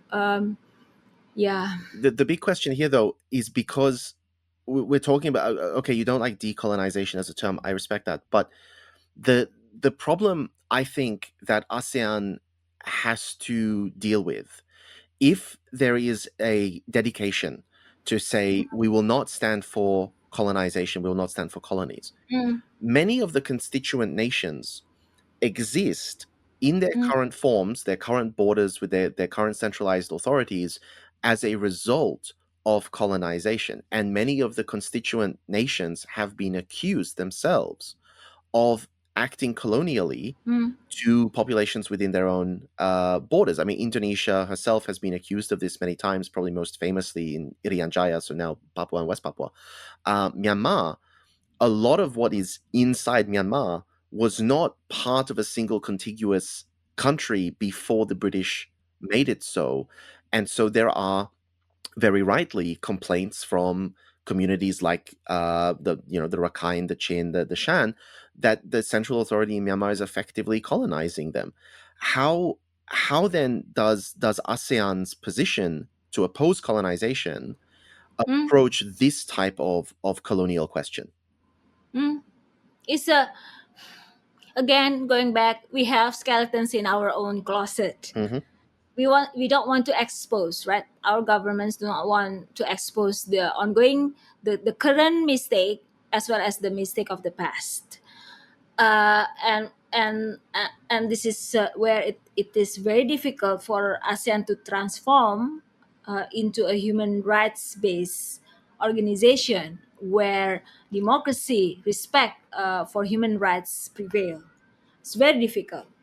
But if we are really like truly to what the ASEAN Charter says about ASEAN being people centered, that actually should be the basis. And if you ask me why, I don't know, because for me that's exactly what I see, right? The act of colonization, but it's a new form of colonization. I mean, we have been saying to the West, we don't want to be colonized. You push your external assistant to us, that also a form of colonization, and so on and so forth. But if we are not improving, ourselves, then how can you preach the others? Mm. I really don't know. I think also partly perhaps because they're part of a government, right? And it is important. I guess when you have nothing to lose, right? When you have nothing to lose, and if you have not committed crimes against humanity and you're not complicit in any of this, right? Then you can say it, Yeah. that you don't want other fellow members of ASEAN, right? Yeah. Intervene in your own problem and expose your authoritarian nature of governance, right? You don't want that, and therefore they practice indifference. Right? That's what they are. What's happening? They practice ignorance. They reject what's happening in Myanmar, but then they also at the same time they are. It's a balancing act for them. They're trying to make sure that they're not going to be accused the same thing. Exactly. See, yeah. So this is where I think the role of independent uh, outfits and independent individuals, the important role of those who have nothing to lose, lah, basically, Yeah. and that is the important of the people. Right? Going back again, it has to be people centered. It has to be that the people is this ultimate sovereign power Yeah. in ASEAN. How can we do that? Revisit the ASEAN Charter. It could be that the ASEAN Charter doesn't need to be revised. It could be. It could be that what needs to be done is to optimize what we have first, right? And then at the same time, we use the momentum. For example, right now, there is this drafting of the post 2025, and it will be declared next year. How can we take that lessons in from Myanmar crisis into this post 2025 visioning and drafting exercise. Unfortunately, ASEAN has been too secretive. ASEAN has, has been confined to the elites. We don't have access to the discussion. What we have seen, even right now, I'm external. Even when I was inside of ASEAN, right? I don't like to say this, but the political security pillar is the first class, Yeah. right? The others are the second class. No, it cannot be like that.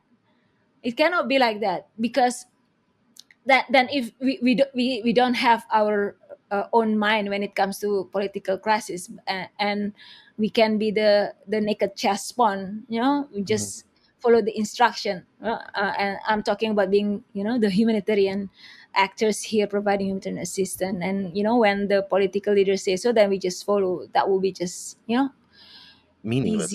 meaningless. But if we are really a humanitarian, right, Yeah. in nature, then we have to switch on the heart, right, and not use only the brain and the hand, but using our heart intelligence and allow for dissenting opinions within ASEAN. Now, it's not only ASEAN though, even within the body of the UN, right? Even uh, outside of ASEAN, how many organizations that would allow for dissenting opinions, would allow for differences to happen?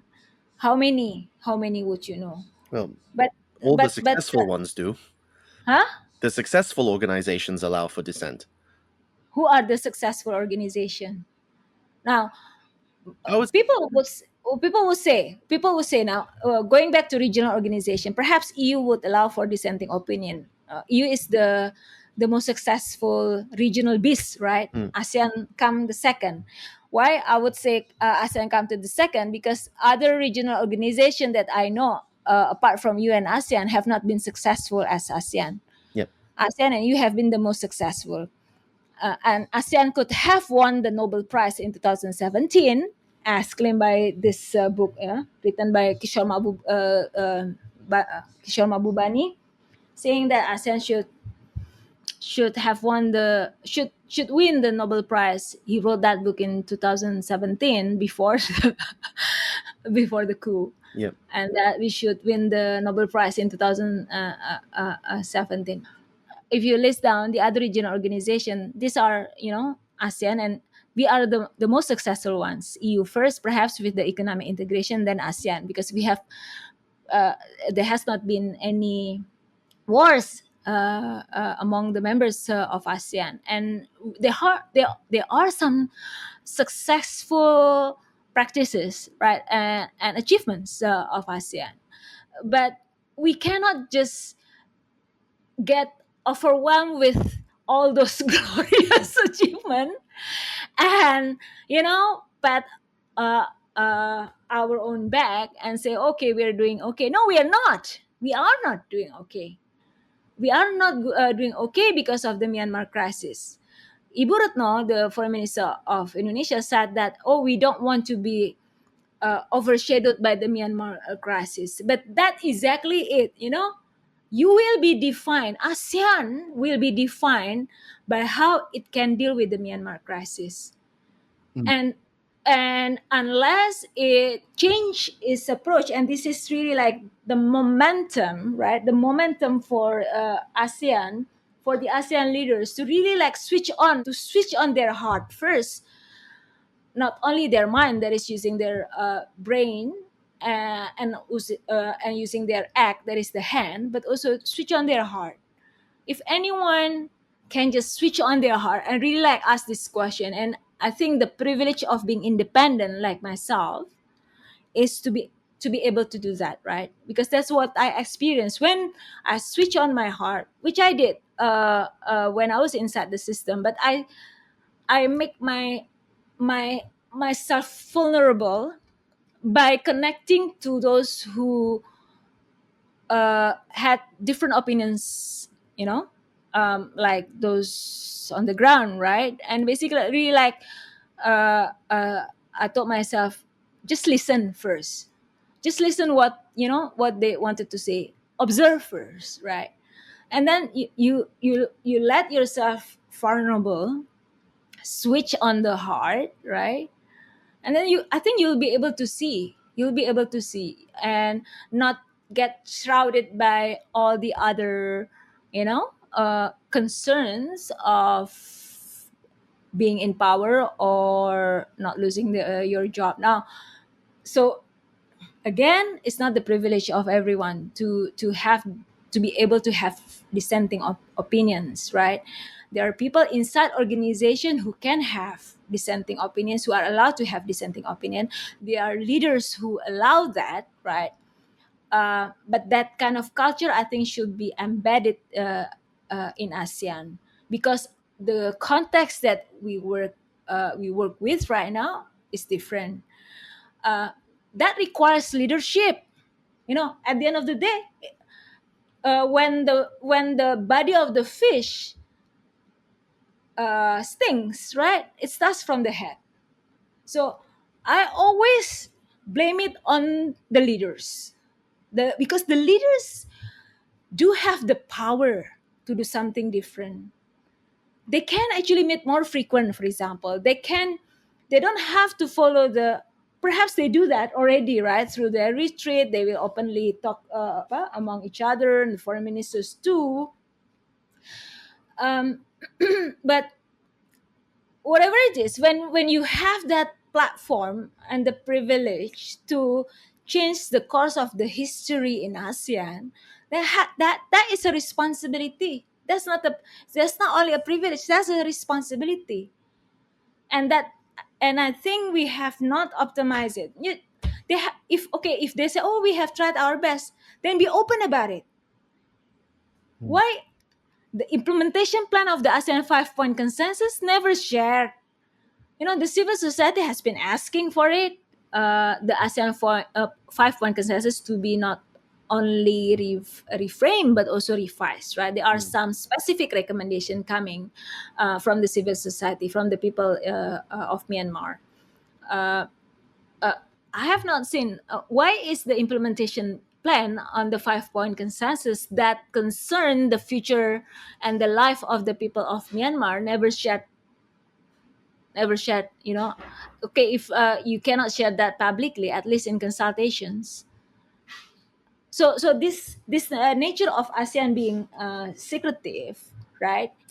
And doing things in a linear manner, and resource process heavy, and all that, I think that that will have to be changed, and that can be changed if there is an external force pushing that to happen. Again, inspired by the Star Wars, right? The rebellion versus the empire, and anything that happened, any disruptive change that happened in the past decade, any disruptive change happen only when it is driven from an external force, from something outside the system. I rarely see any meaningful change coming from those inside the system. That's a bold statement to make. That's a strong statement to say that you don't see meaningful change from inside the system. Any system, only disruption. Because I have seen this in the humanitarian system, right? We have been talking about it, that in other podcasts recently published, actually it was yesterday published, as I called for the humanitarian system to be dismantled. To be dismantled, because right now they have been tweaking the system. What is required is to dismantle the system.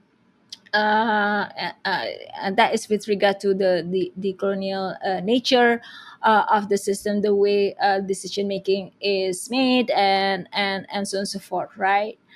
Now, and I have been saying that it is very difficult for those inside the system to change.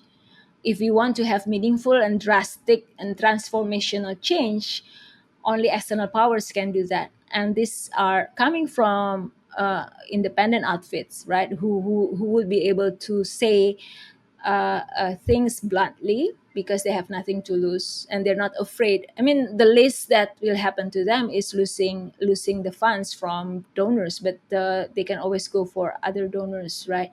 So I think then I will associate that. I will relate that with what's happening in ASEAN. In ASEAN, I I guess because I'm a loving critic and critical lover of ASEAN, I'm not asking for ASEAN to be dismantled. No, but I think there needs to be a transformational change within the body of ASEAN. And I do think that that can only happen if there is an external pressure coming from the outside. I don't think that this high level task force who's currently drafting and finalizing the post 2025 vision will come up with a bold vision reflecting on what's happening in the world as well as in Myanmar. I don't think so. I don't think so. I think I think you, okay, we can wait for that 2025, post 2025 to happen. But I think what's going to happen, I will bet on this, that ASEAN will tend to become a camp follower and not a trendsetter. So if we want to transform ASEAN, it has to come from the external forces. And those external forces are the power of the people. So people to people solidarity is important here. If we want to bring back ASEAN to the road of democracy, right, to the path of democracy, then it has to be the people of ASEAN that make it happen. If we want ASEAN to go back to this so-called people-centered organization where the people is the ultimate sovereign power, then it will have to be the people. The people are the external forces. Or the external forces are the people of ASEAN doing enough? Not the Indonesian people, because we care more on what's happening in Palestine rather than the Myanmar and the Rohingya.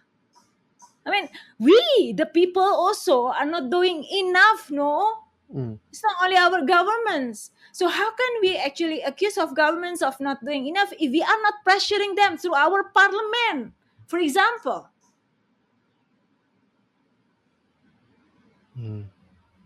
So everybody has failed Myanmar people, including the people of ASEAN.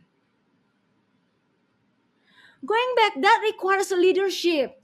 I listened to what Kasit said. Okay, if I were the foreign minister of Thailand, then I would bring the other foreign ministers, right?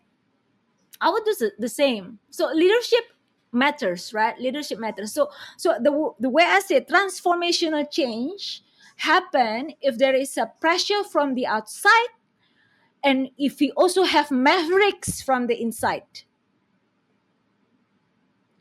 Outside and inside. Okay, outside, that will be the ASEAN people.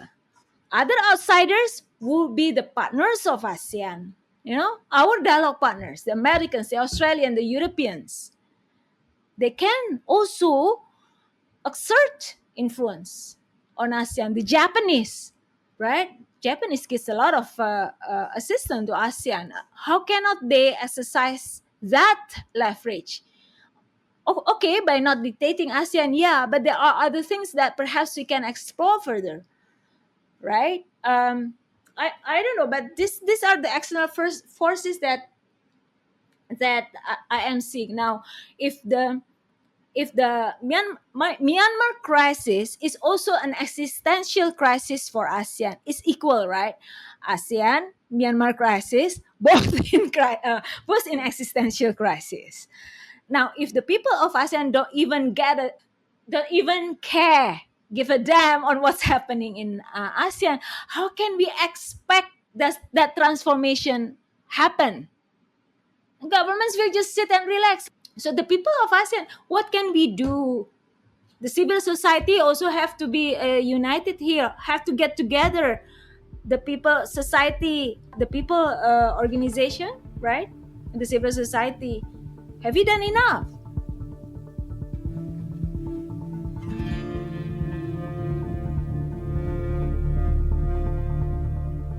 Since the coup, Better Burma has provided consistent humanitarian aid to vulnerable communities across Myanmar. Over time, however, we have also come to realize that another consequence of the coup is a severely collapsed economy. Trade and tourism have almost entirely evaporated, and local artisan communities suddenly found every opportunity of continuing livelihood closed off to them. To help support those artisan communities, Better Burma now brings items direct from their workshop into your home. These lovely pieces from a far corner of the world will not only light up your room or make a lovely gift for a loved one, but they'll also help dozens of artisans create sustainable businesses and livelihoods. Part of each purchase will also go towards our ongoing nonprofit mission. To see these beautiful crafts, visit alokacrafts.com. That's Aloka, A-L-O-K-A, crafts, C-R-A-F-T-S, one word, alokacrafts.com. Of course, as is your preference, you can also consider making a donation through our normal channels. If you would like to join in our mission to support those in Myanmar who are being impacted by the military coup, we welcome your contribution in any form, currency, or transfer method. Your donation will go on to support a wide range of humanitarian and media missions, aiding those local communities who need it most.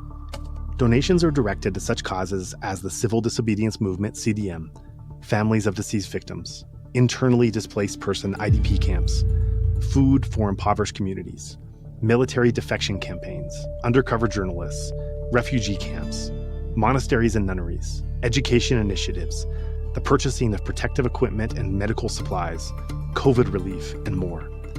We also make sure that our donation fund supports a diverse range of religious and ethnic groups across the country.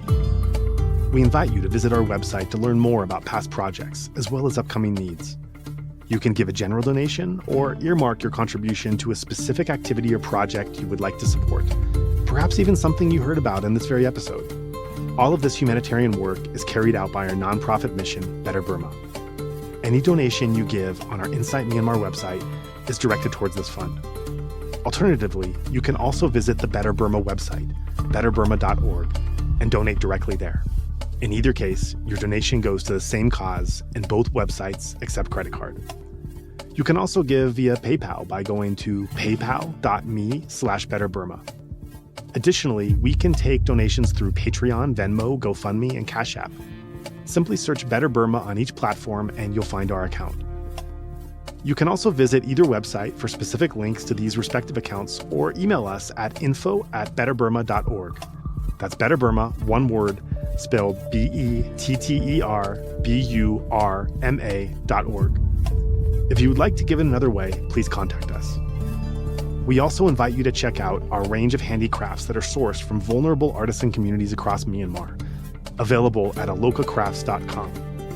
Any purchase will not only support these artisan communities, but also our nonprofit's wider mission. That's Aloka Crafts, spelled ALOKACRAFTS, one word, alokacrafts.com. Thank you so much for your kind consideration and support.